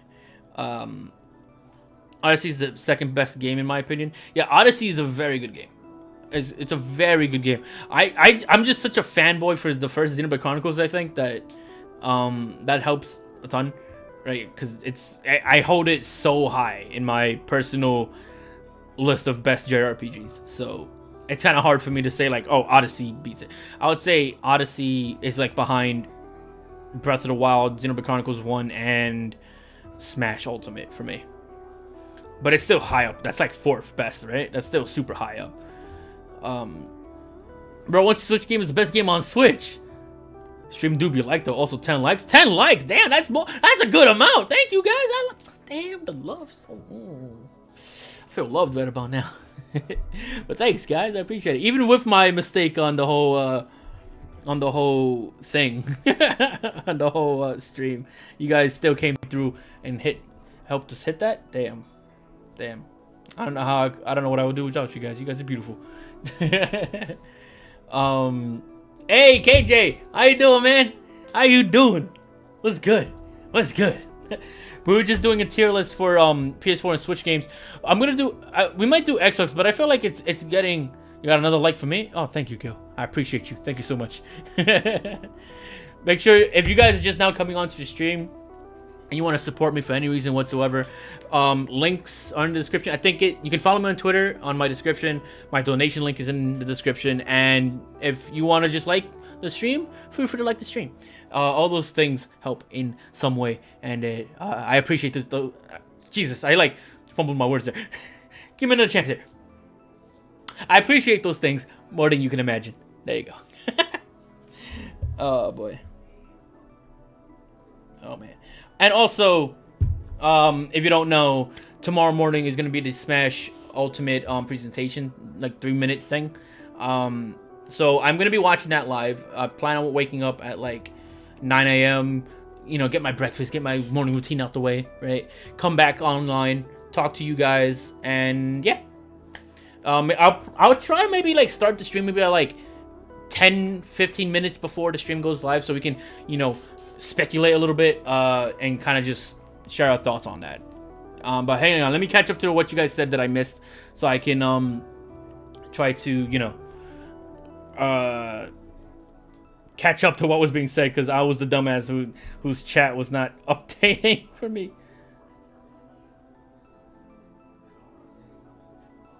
Bro, it's still like, hang on. Is it not? Oh, live chat. Here we go. Alright, yeah, it's updating my phone again. If I notice that it doesn't update in a while, I'm just gonna do it again. But let's see. Okay, Tropical Freeze should be on the best in my opinion. Yeah, dude, the level design is super good. I don't know if I want to put it in the best though. Cause it was very good. I don't know. I'm not sure. I'm not sure. I will share with you guys though that I did not play the Donkey Kong expansion. So that might be a reason why I might not. Oh no, that's for Mario Rabbids. I'm sorry. I misread. The Mario Rabbids thing I will get to though. But like Tropical Freeze, like I really like that game, but I don't know if I want to put it up there. Mario Rabbids though, since I went into it, like I like switched the gears mentally. I thought it was good. It was very good. I don't know if I want to. I don't know how great though. Like I don't know how much. I don't know by how much. I don't know about how much. Like, because I don't remember a ton from it. And I don't remember a lot of music from it either. But it was... like, it definitely wasn't a bad game. But it is... but it is very well made, though. Despite, like, the faults that I have with it. Or just not much of it being memorable to me. And Mario Maker 2 is, like, a hard one to list, right? Because there's not much you can really judge it by other than like its creation tools. But let's see. Let me see if I can pull up the tier list again, since I think the stream is caught up now in terms of the chat. So hang on. All right. So yeah. So let me see. Let me just catch up with you guys. I may not agree with some of the choices, but it's still a solid list. Yeah, I think it, because I'm trying to be fair, you know, like I don't think there's any game in here that I'm particularly just flat out shitting on for the moment, you know what I mean? Even if there is a whole section called Doodle Butter. But I think like there's a good amount of mehs and goods, but there's a good amount of the bests and greats. I think Switch has a lot of great games on there. And the bests. I like Mario Maker 2 because you never run out of levels. Yeah, that's the thing. But like, is the creation tools that it gives you good, right? Like that's because I think Xbox had an issue where they had a creation game, but the creation tools weren't simple or like easy to understand well enough that it became more annoying to use than actually fun to make anything. And I think Mario Maker 2 is good in that sense. Like it does a really good job in essentially being easy to understand and having enough to give the player to make some very interesting levels. It's just kind of hard because a lot of it is custom made stuff, so it's hard to like really rate it personally. Let me see. As for 3D All Stars, after playing a lot of it, I think in my opinion it should be in the good category because I'm judging it as the overall product in terms of content. Yeah, that's the thing. Because when I first got to that game in the list, the main issue I had was knowing 3D All Stars specifically as a collection is not very good. It's the bare minimum, right? Where they pretty much just up-res Sunshine and Galaxy and 64. But they don't do much at all otherwise. Like, they don't do shit for the most part. But if I judge it by the games that are in it, yo, Shifty, yo, Andrew, what's good, man? How you doing? It's good to see you again, man. It's been a while. But we're kind of just like rating Switch exclusives. We did PS4 exclusives earlier. Well, it's not exclusives, more so just like games from responsible or from the console manufacturer, or whatever they call it. I guess exclusives is one way of putting it. But yeah, like that's the main issue. So like 3D All Stars, if I'm judging it by the games that are in the collection, it's easily in the best category, like by far. But if you judge it by a collection and what the collection does specifically for these games, it does jack shit. Like, it doesn't do much at all. I put Astral Chain in the best. Love that game. It is really good. It is very good. I very much loved it. I liked Bayonetta 2 more to an extent, but Astral Chain definitely deserves like a high mark. Like, I don't think it's debatable that it deserves a high mark. I don't know if I'd put it in the best because personally I felt like the story was lacking. But it was really well made combat wise, visuals. It was just really well done, like altogether. Let me see. Honestly, the small changes they did do, especially for Sunshine and Galaxy, makes them feel better than the originals in my opinion.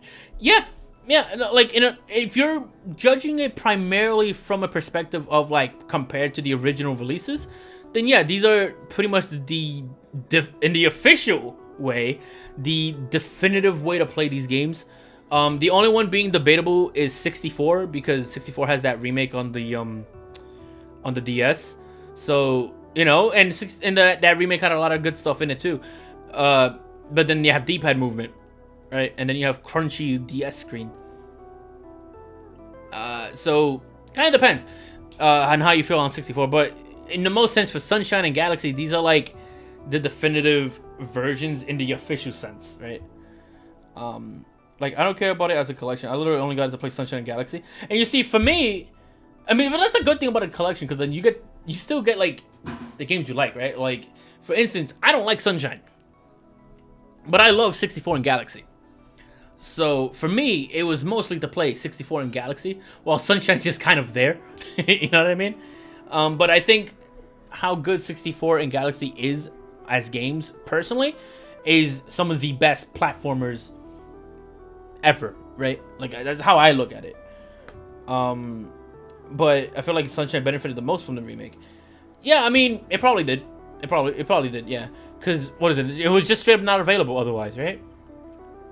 I think Sunshine was the one that was kind of, like, stuck to its GameCube for, like, its entire lifespan up until this point. So it's good to see it again in general. Like, even though I'm not a fan of it and I'm not, like, super in love with Sunshine, it's good to see it come back in, like, some capacity. But yeah, it's good though. Like, if you like Sunshine, this is amazing. You know, like, it's amazing to see it here. That's funny. I love Sunshine. Yeah, and it's very divisive. Like, I know people who love Sunshine, and I know people who just like don't care about Sunshine. And I don't care about Sunshine, but like, if you love Sunshine, this collection is even better. You know.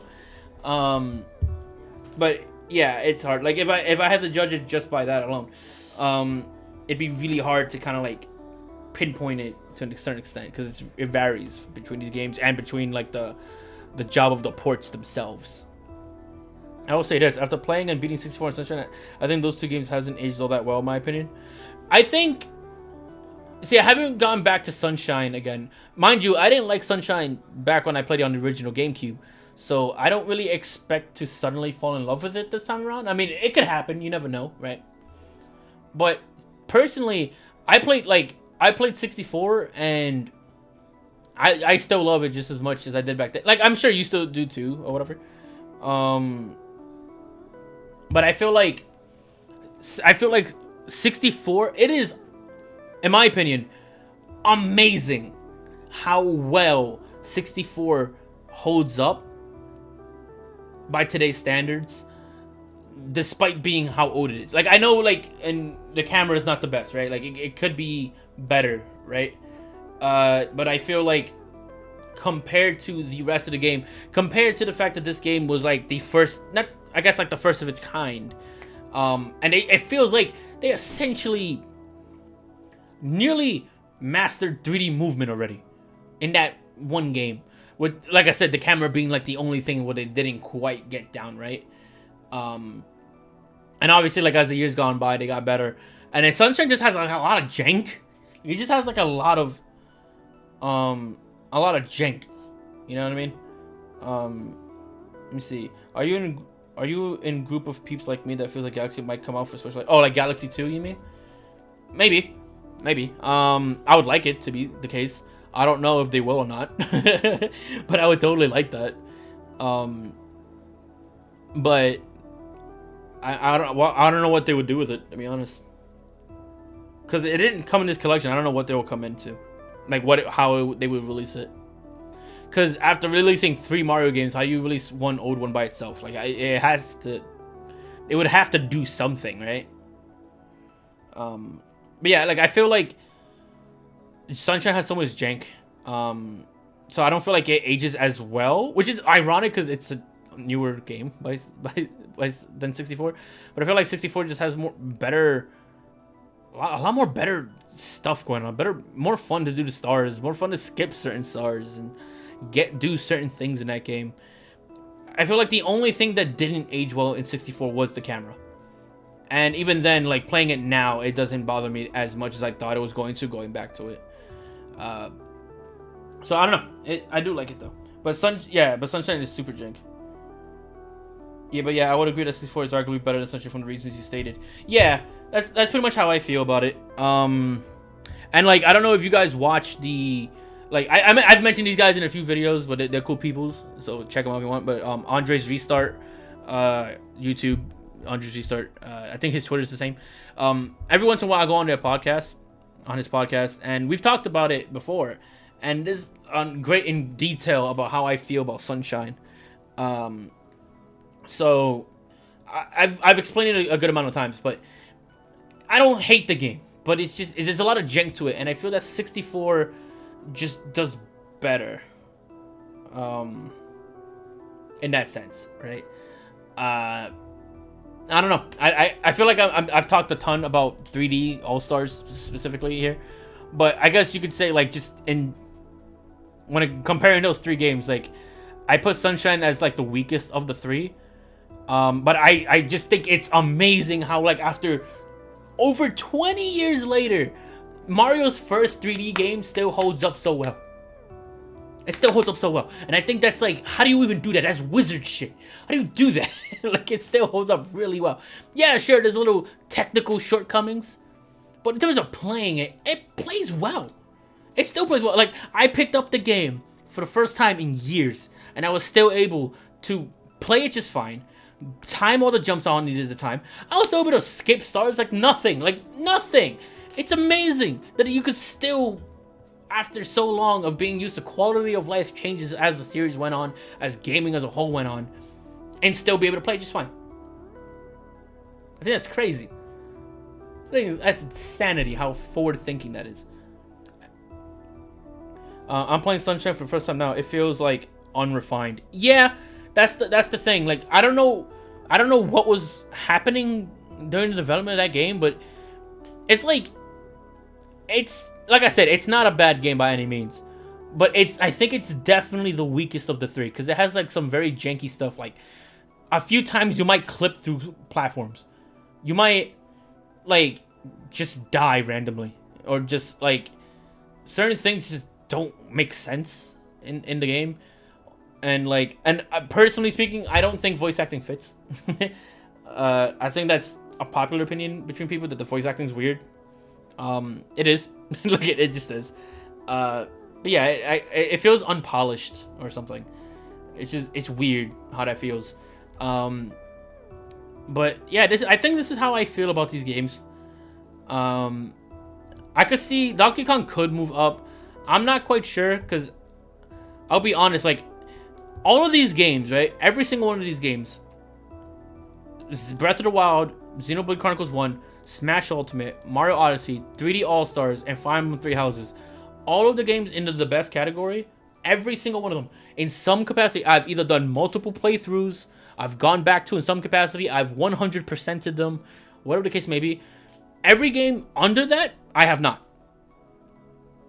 Because I just wasn't interested enough to do so.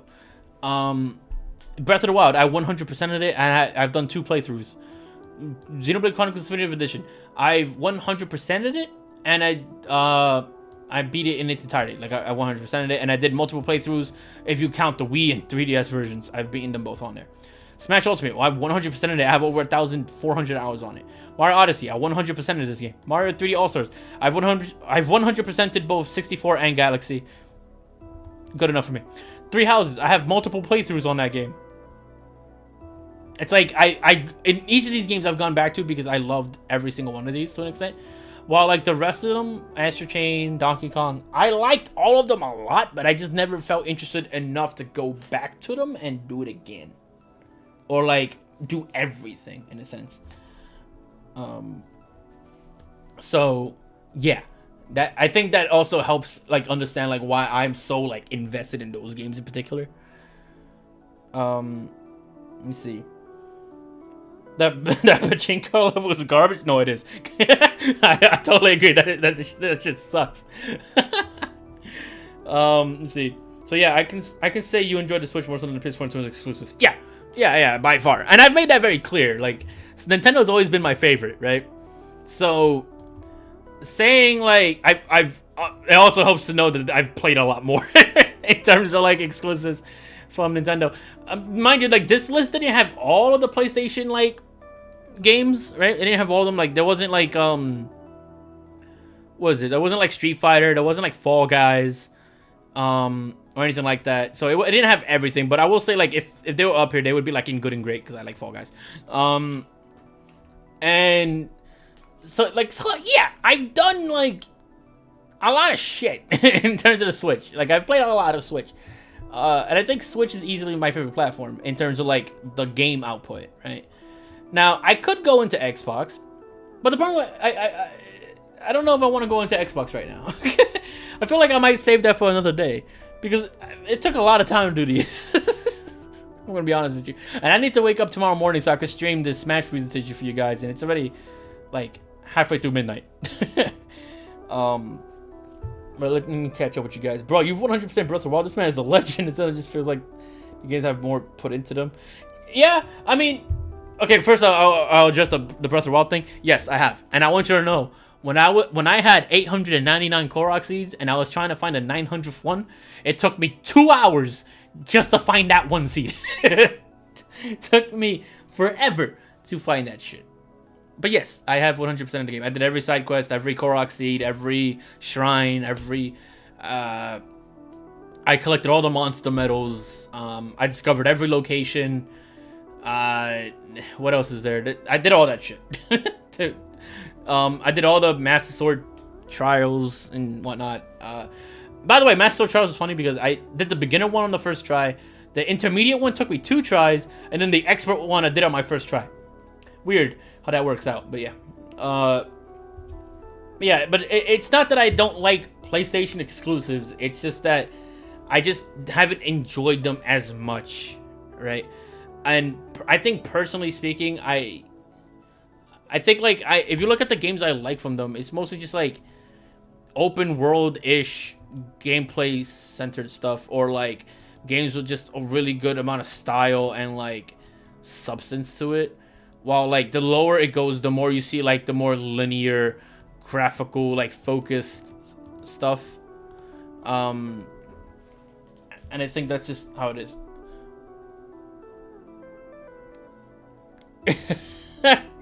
How many hours do you have in Breath of the Wild?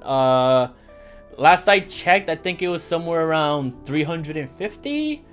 It's I want to say it's somewhere in the middle of 300 something. It's somewhere around there. It's somewhere around there. Bruh, want the #1 gamer come and get me? Shifty. You're reciting the theme, huh? It's a good theme. It's a good theme. All right. Let's see. All right, cool. So, so I wanted to do the Xbox one also, right? Because I think if Xbox, I don't know if this is a hot take or not. So you can kill me if you want to kill me, but whatever the case is, I think Xbox has a lot now because of the acquisitions, right? And I am subscribed to Xbox Game Pass. So I do get their. You're telling me you 100% in only 300 hours? That's not much. Yeah. It's on there. I have a screenshot on my Twitter, but that's probably a really old screenshot now. You'd have to go back like a while, I think. But yeah, pretty much like 353 something, like somewhere on there. Didn't take me long. Anyone who 100% Breath of the Wild deserves to have their theme recited. You know what's the fucked up thing? That you guys are like really hyping me up for for 100% in that game. But you know what the nightmare that it's a nightmare. You know why? You want to know why it's a nightmare? There's a second game coming out. So I'm gonna love that game, I'm sure. But I have to do that shit again. You telling me how many Koroks he's adding to this gun? Enuma? You adding another 900? 2,000? What are you adding to this one? You trying to kill me? You're gonna try to kill me. He's gonna kill me. He's like, if I end up falling in love with Breath of the Wild 2 as much as the first game, he's gonna be responsible. He's gonna be responsible for whatever happens to my livelihood at that point. He can't do this to me. He can't. I'm gonna love it, but like, goddamn, like that, my time is gonna be nuked. But yeah, so like the last tier list we could do, right, is Xbox. I understand that. That's why we're hyping you up, bro. It'll be good motivation. You know what'd be cool though? If I can get my streaming schedule back to normal, I could probably try to stream trying to 100% Breath of the Wild 2. No promises there, because that's a long ass time from now, and I don't know where I'm gonna be at in terms of that. But they'll add like some like what Xavier said, they're gonna add some ridiculous number of collectibles or something. And you know what the fucked up thing is? I still had fun like collecting all the Korok seeds, because they were all just little puzzles, like little mini puzzles. They weren't like just go collect thing and leave. I had to go find out what it was, get the puzzle solved, and then I get rewarded. I think I talked about that with Ghost of Tsushima, where it was like a lot of the stuff you do, not all of them, but like a good amount of the stuff you did was just go to location, pick up item, and walk away. That was it. But are you gonna stream Age of Calamity? Ooh, I should. Wait, when does Age of Calamity come out? That's November 20th, right? Let me see. It's November 20th. That's on a Friday. I might work on Friday. If you guys don't mind a later stream, I can do it. But usually I work on Fridays. Remember, that's the reason why the Fight Club streams haven't really been happening. So that's not the best time for me to stream the game on release. So I won't be able to stream it on release, very unlikely. But like Saturday, like the day after, I can probably stream it. Probably. In case I don't work. I don't work Saturdays super often. It's not super often, but sometimes I do. So it's possible, but it would have to be it just wouldn't be on the day of the game being out. But yeah, okay. That could be fun. It could be fun. I might do that. I might do that. It's alright if you don't stream it, I'll at least just stream it. Yeah, that's what I'm thinking. Like, I won't be able to stream it like right when I get it, because the funny thing is, like, I'm gonna be at work when I get told by like my family that like a package came in and that it's the game. You know what I mean? Like, I won't even be here physically here to like even like accept the package, I don't think. But like, if I end up not working that day though, then 100% I'll stream it the day of. But if I end up working, then it'll just probably be the day after or whatever day I'm available. And yeah, I just don't know what I have to stream right now, like games wise. I could stream Rivals of Ether and probably Mario if I decide to stream more often and try to like get on it. But tomorrow's stream is gonna be the Smash presentation, so look forward to that. Which I do have to get some sleep because it's about to be in my location 1 a.m., which means it gives me like 8 hours of sleep, which is a good amount of sleep, mind you. But I need to, you know, get on that. Dude, that feeling says when you're doing something and you get a package. Exactly, yeah. And that's the thing. Like, I've had that feeling for months now, where I'm working and I'm tired and whatnot, but I wish I had the time to talk to you guys, hang out, and you know, all that good stuff, right? So it's just hard, you know, it's just hard. But you know, it is what it is, right? But I wanted to do the Xbox tier list. We'll do it another day.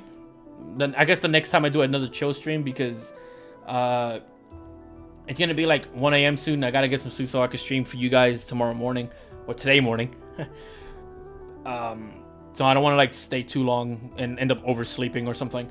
But I will say though, with the Microsoft acquisition of studios like Obsidian, Bethesda, Exile, and many other companies, the list to go through is pretty big.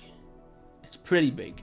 That doesn't mean we're gonna have a few games in the Xbox tier list that is not exclusive, but they do now own them. So if they wanted to, that it is a Microsoft property now, right?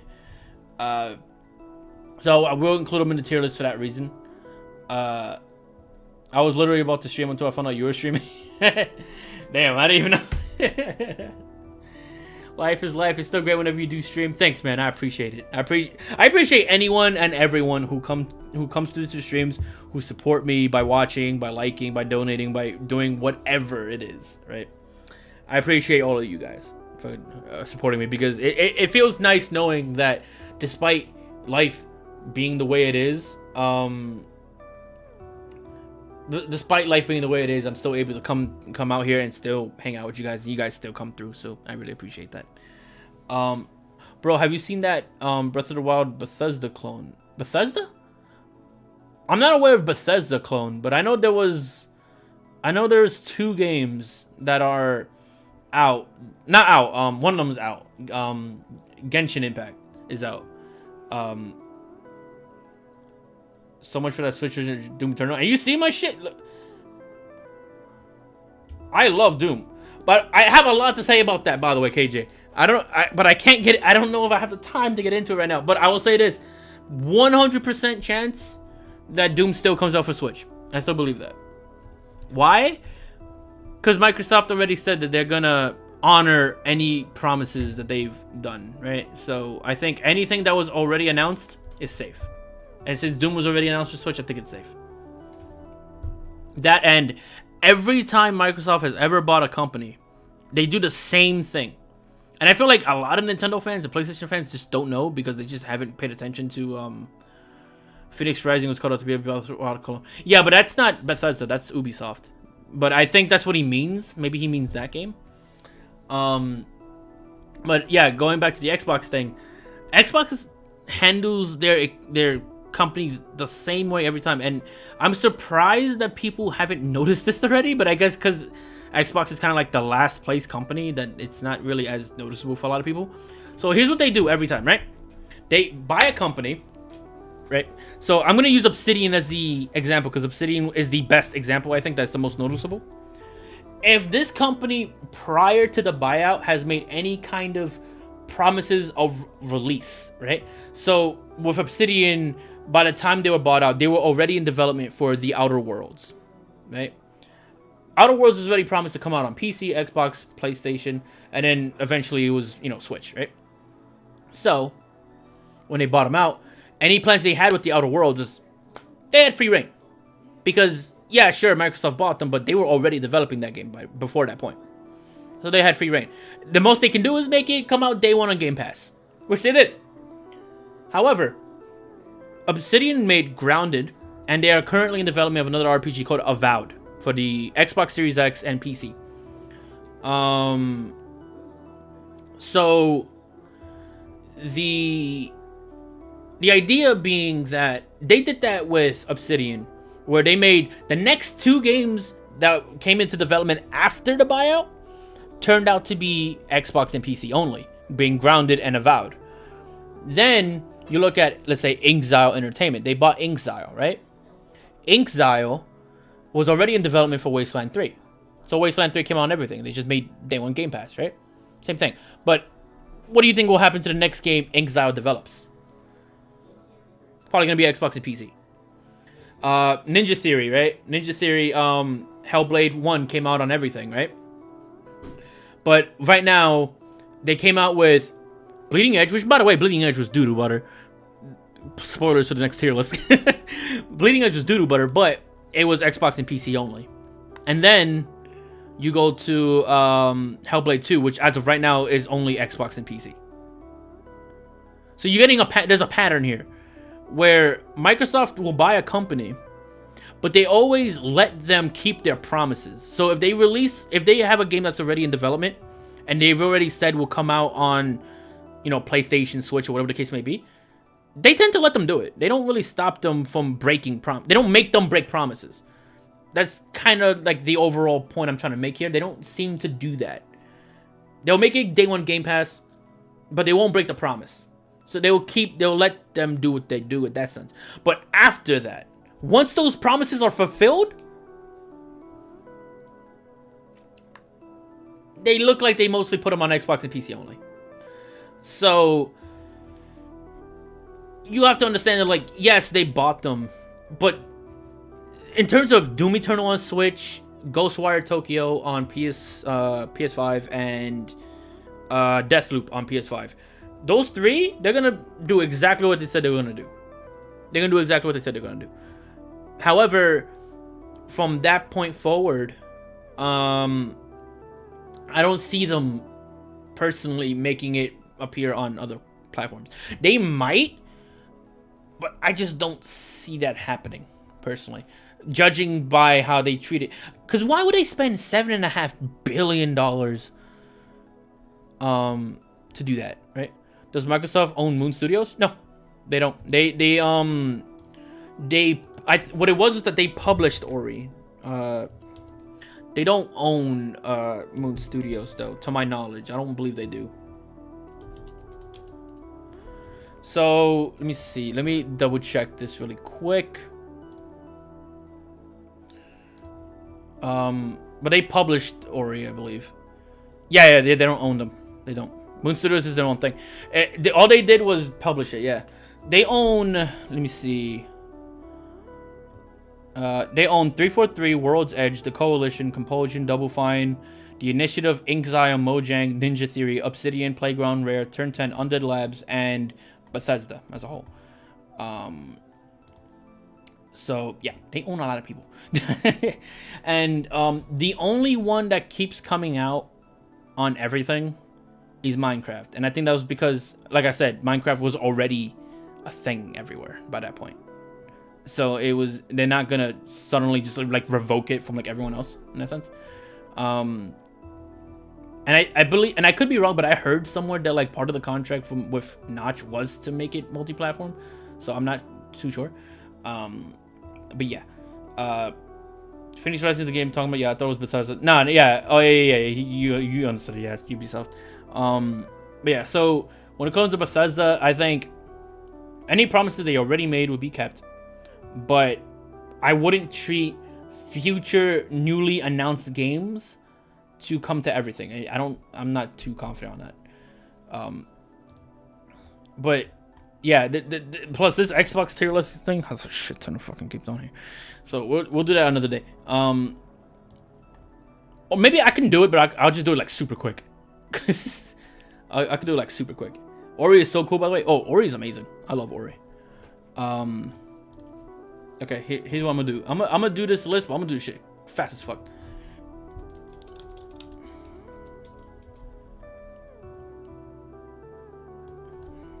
Hang on. I'm just like 1, 2, 3, 4, 5. Let's get rid of this one. I'm just like putting the tiers.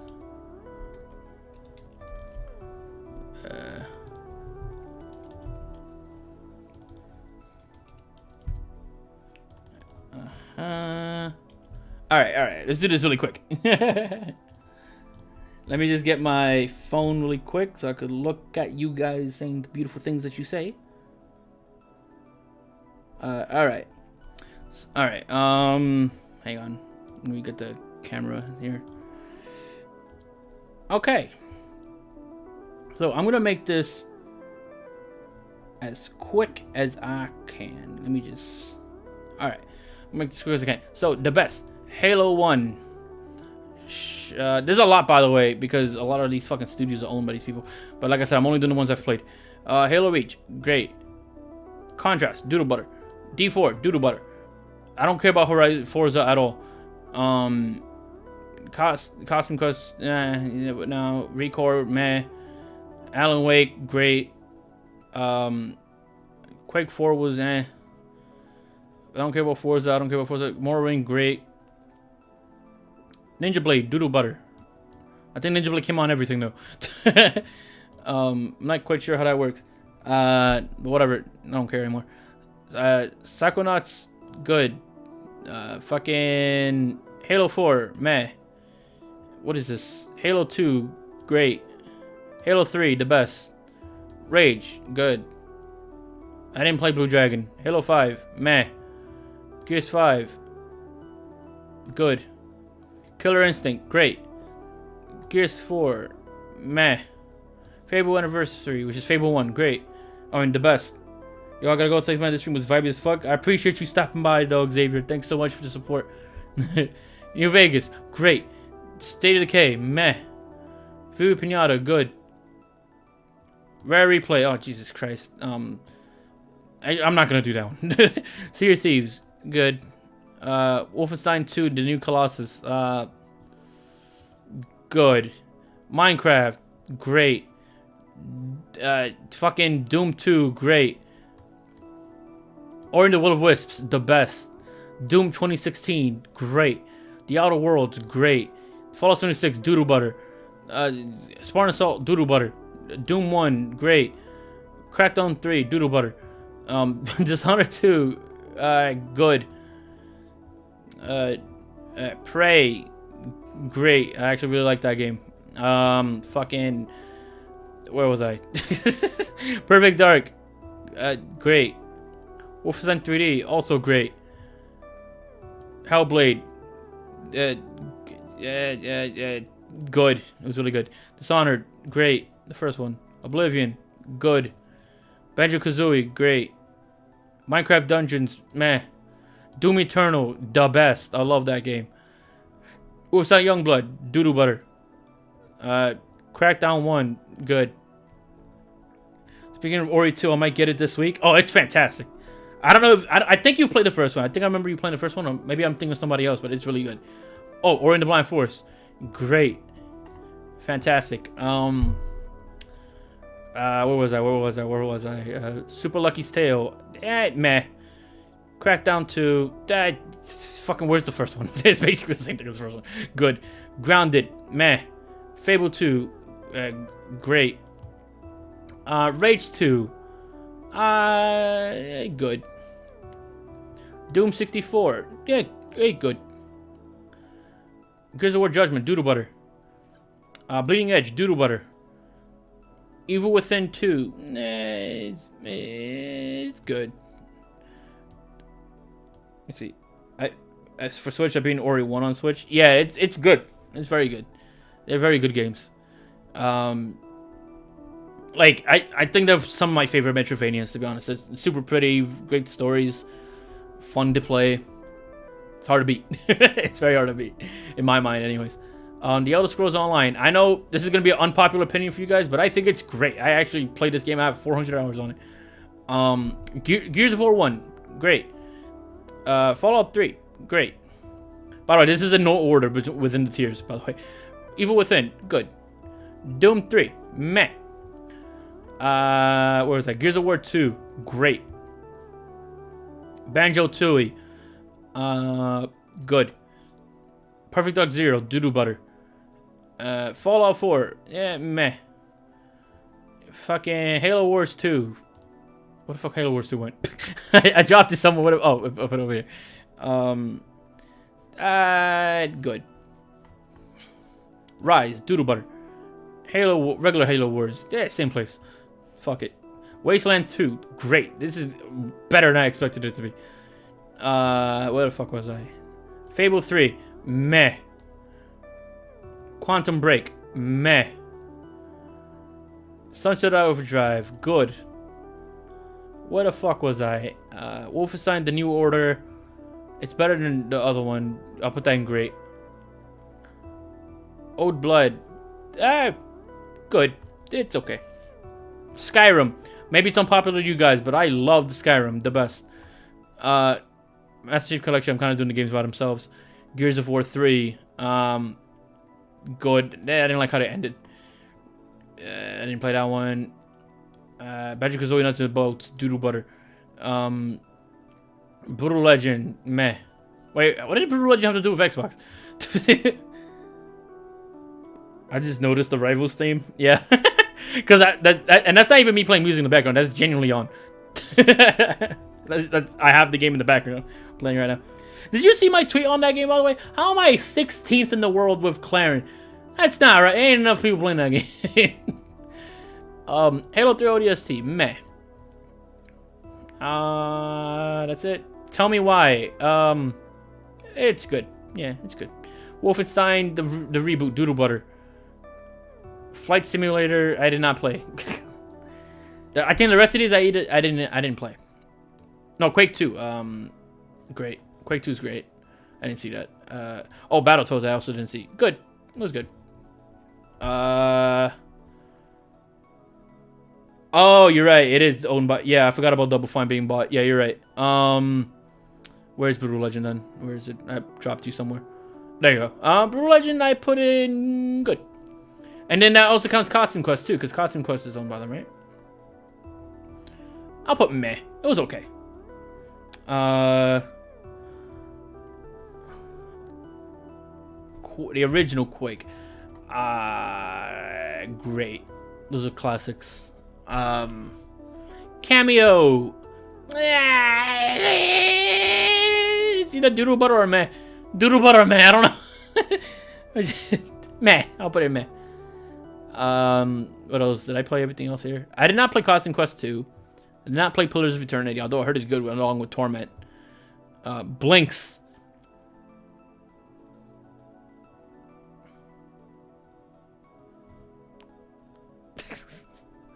What is this? Quake Arena. Quake Arena is fantastic. That's great.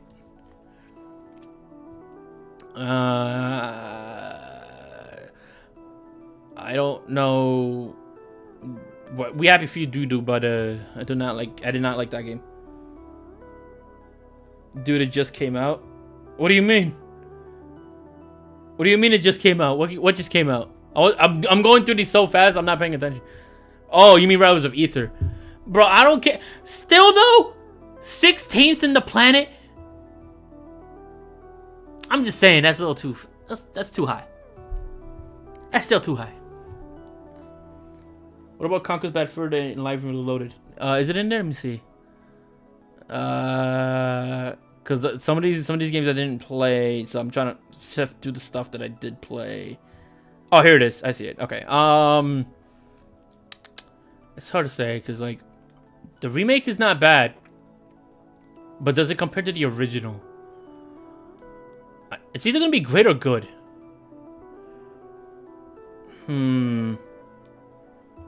Is it great or is it good?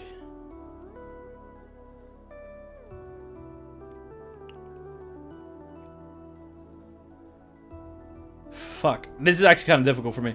Because I like Conquer. But do I like the... Because this is the remake. So, like, do I like the remake to that extent? Where is the original here? First off. Oh, the first state of the case here. I didn't see that. Also, meh. Oh, Rivals. Yeah. Yeah, Rivals. I don't care. It's been out. I shouldn't be that high up. Quake Champions. I didn't see that either. Good. I actually like Quake Champions quite a bit. I don't think it compares to the OGs, but like it's fun. I actually enjoyed playing it. I think Live and Reloaded is meh. BFD is good. Bad Fur Day is good. Yeah, that's the thing, because like I kind of go back and forth on it, because you know what's like, I don't know if you ever had this kind of game where it's like one like a year ago you're like, I love this game, and then a year later you're like, I don't know, I changed my opinion, I don't really like it as much, and then the year after that you're like, no, I like it again. Like, I'm very indecisive when it comes to it. True. Okay, I see what you're saying. All right, I'll give you that. I'll put it in meh. I'll give you that. I agree with you. I'll put it in meh. What else did I play in here? Because I feel like I might be missing. I played. Let me see. What else did I play? Did I play? Because technically I did play Shadow Complex, but it was so little of it. Like, I didn't bother finishing it. Like, I just wasn't feeling it, I think. So I never really went through the motions to really finish it. You know what I mean? Yeah, I had. Yeah, like, but like I kept like that remake. I've gone back and forth on so many times that it's hard for me to say like for sure. Like, oh man, I love that game. You know what I mean? But I think in terms of what I've played to it, its completion. This is mostly it. Shit. I've played Shadow Complex. It's okay. I don't know if I want to put it in the list because I feel like I didn't play it enough to give it like a fair chance or fair shake. Let me see. See, the best, like, Ori and the Will of Wisps is fantastic. Skyrim, I loved. Halo 3, for like the longest time, was the definitive multiplayer game for me growing up. Like, I loved the shit out of Halo 3. It's probably my favorite shooter, one of my favorite shooters of all time, along with Doom Eternal. I think Doom Eternal is one of my favorite shooters. Like, for a shooting of FPS campaign, Doom Eternal is phenomenal. It has by far the best FPS gameplay single player I've ever played. It is fantastic. I don't think I've ever played an FPS that beats this. Doom Eternal is phenomenal. It's amazing. It's probably my game of the year, to be honest. I love this game. This game was amazing. Fable 1 was amazing too. Like, Fable 1 and Skyrim were like the two Western RPGs that were just like amazing to me at the time. Halo 1 I loved too. It didn't quite hit the nostalgia bone as like Halo 3 did, but like it was phenomenal. Ori and the Will of Wisps is probably one of the best Metroidvanias I've played, along with Ori and the Blind Forest. Like, they're both really good. And it was funny that, like, if Doom Eternal didn't come out, like hypothetically, let's say Doom Eternal never happened, you would have seen Doom 2016 on the best. Like, just straight up, you would have seen Doom 2016 on the best. But because Doom Eternal came out, I felt like Doom Eternal was such a good sequel that it just makes Doom 2016 feel like, what's the word?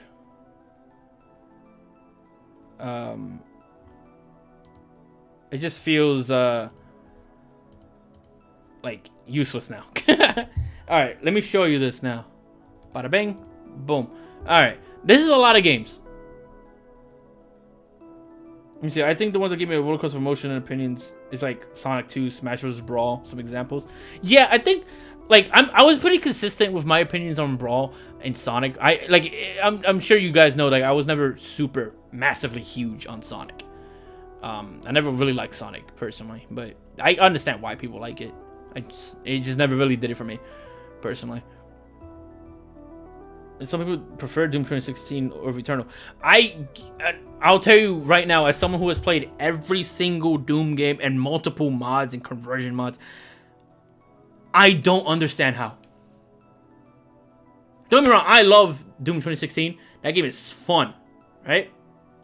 But there is not a single thing Doom 2016 does better than Doom Eternal. I think the visuals are better in Eternal. I think the gameplay is leagues ahead of 2016. I think it's the story is better told in Eternal. The weapons are more rewarding in Eternal. Like, everything is just amazing in Eternal. The only thing that is like about even, I would say, is probably the music. Like, the soundtracks on both of them are fantastic.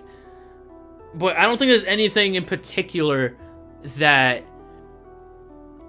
2016 does better than Eternal. Like, I don't think there is. Let's see. Especially with the Sonic Adventure games. One point I preferred Sonic Adventure 2 over Sonic Adventure 1, then vice versa happened. But now I prefer 2 over 1. Ah, I see. I get you. Yeah. I don't know. Like, there's sometimes I've gone back and forth for certain opinions. Like, I used to think, which one was it? Like, I used to like Fable 3 quite a bit, right? And then over the years went by, it just got more and more sour. Because I realized why I liked Fable 1 and Fable 2 so much.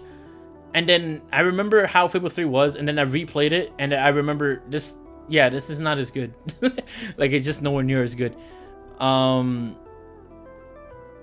But yeah, I totally agree with you on Eternal. It's a much better game than 2016. Yeah, it is. It's just, this game feels like you're playing like the craziest form of FPS you can imagine. Like, this game is just phenomenal.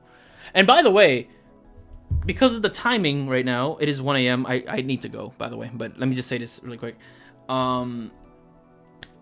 Because of the timing, you can now download Doom Eternal for free on Xbox Game Pass. Pay me, Microsoft. Maybe I'll become maybe I won't become a Nintendo channel anymore. I might be just a gaming channel. How would that be weird if I did that? Wait, hang on. Let me change the camera perspective. But here's the tier list, by the way. One last look at it. I did it super quick, so I don't know if there's gonna be any changes, but like, yeah, there you go. Man's got a doodle butter tier. Yeah, bro, you need a doodle butter tier. These games are doodle butter. What do you want to say?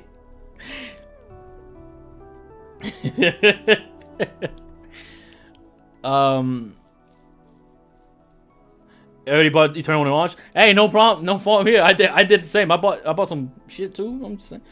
Bro, if I can, yeah, see this right here? You know how much that shit costs? I'm not going into it. I'm not gonna tell you how much it costs, but it costed money. It cost a good amount of money, like a good amount of money. That shit is crazy. But I would say, like, when Doom Eternal comes out on Switch, I'll buy it again and I'll stream it because I just want to.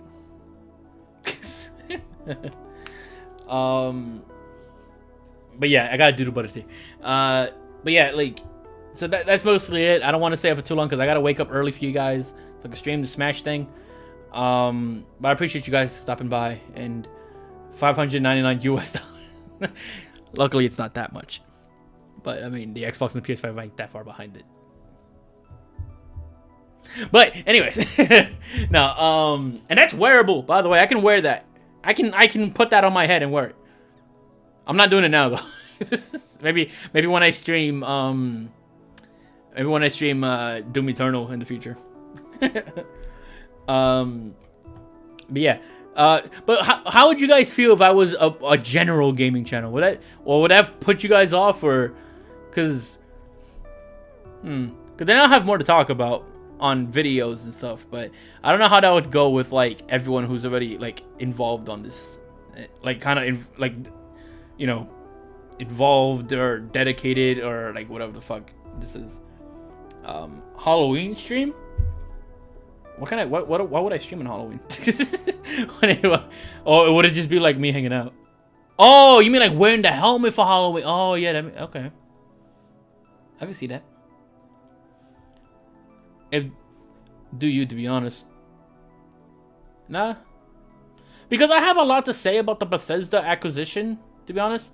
But I already kind of explained it to you guys on the stream, where what that little pattern that Microsoft has. And I feel like I wanted to say that in a video if I get the chance. And maybe I will still do that, but I just want to see how the videos do, because if I make multi-platform videos about Xbox and PlayStation, and they do like horrendous, or they do about if they do about the same, I will keep doing them and just become like a general gaming channel. But if it's like horrendous by comparison, then it's like, what's the point?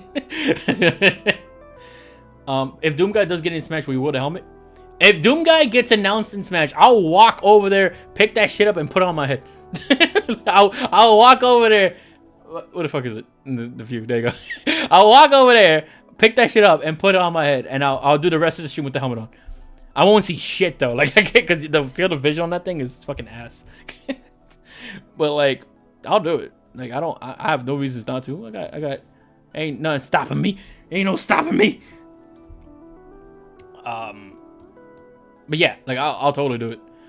But yeah, I thought about it. I thought about becoming a general gaming channel, because sometimes, like, you know, there's news to talk about and I'm interested in talking about them, but because I already kind of made myself a Nintendo channel, it's very limited. In like, if Nintendo happens to not be doing anything, and I want to talk about something unrelated to Nintendo, it's kind of like, do I do it? Do I not? Like, oh shit, like, because like I love Nintendo. Judging by my tier list, you can see like I've gotten more out of my Switch than like any other platform. But I don't get when people get mad when a Nintendo YouTuber streamer talks about other things. Now that would be awesome. You could get more viewers. I don't know if I get more viewers. I think it'll be about the same, to be honest. But I'm down for it. Doom. I could talk about Doom. I could talk about the Bethesda acquisition. I have a lot to say. I have a lot of opinions. I will say though, I'm pretty sure if I do start talking about other platforms, that the PlayStation fanboys are not gonna like me. Like, whoever like really loves PlayStation is gonna think I'm like really nitpicky, but it's just what it is. I don't really give a shit anyways. It's all opinions. Who cares? Well, I will say, in terms of my plans for next generation, I am picking up an Xbox Series X. I do have a large majority of my IRL friends are on Xbox. For personal reasons, I'm not gonna get into it why. but like the people I've grown up with for my entire life play on Xbox, and I don't intend to not talk to them anymore or not play with them based on video games. So I got an Xbox Series X. I got it pre-ordered already. It's all confirmed. And I'll get a PS5 eventually when I start seeing more stuff that looks cool.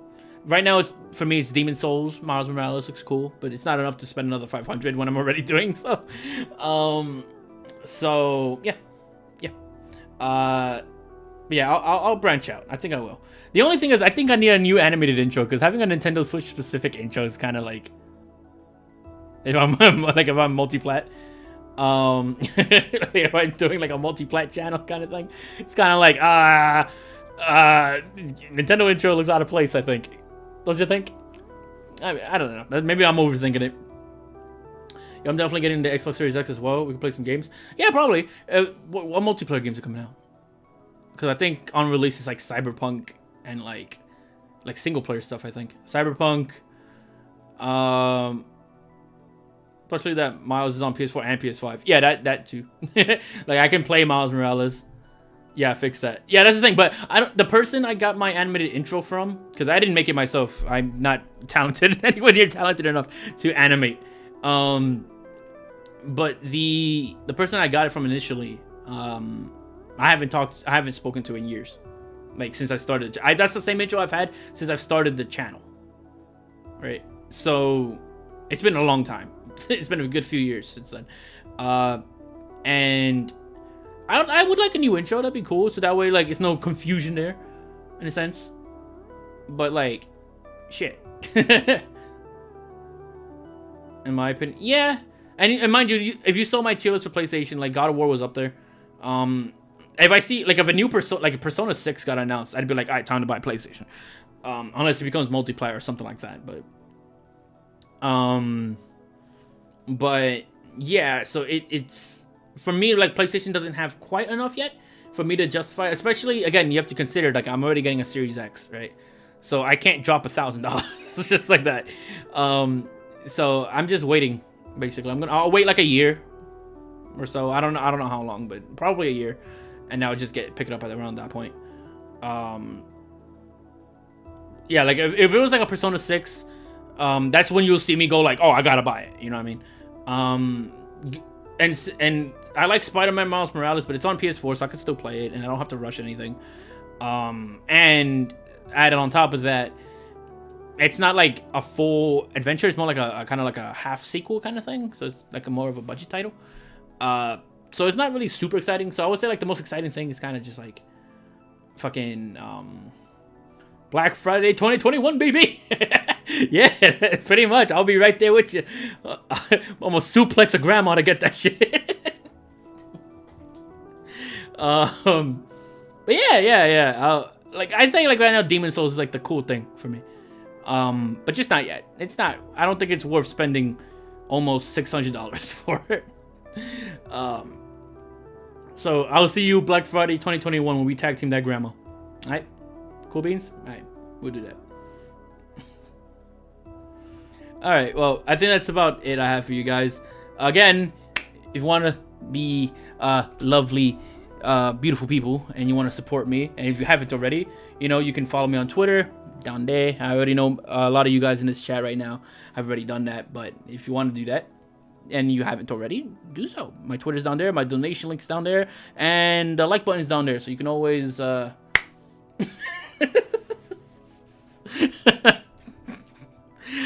yeah, I think that's it. That came out wrong, I think. No, I meant what I said. No, yeah, but yeah, thanks guys again so much. All right, I'll see you in the morning, hopefully. I don't know how many of you, but yeah, hopefully I wake up on time. All right,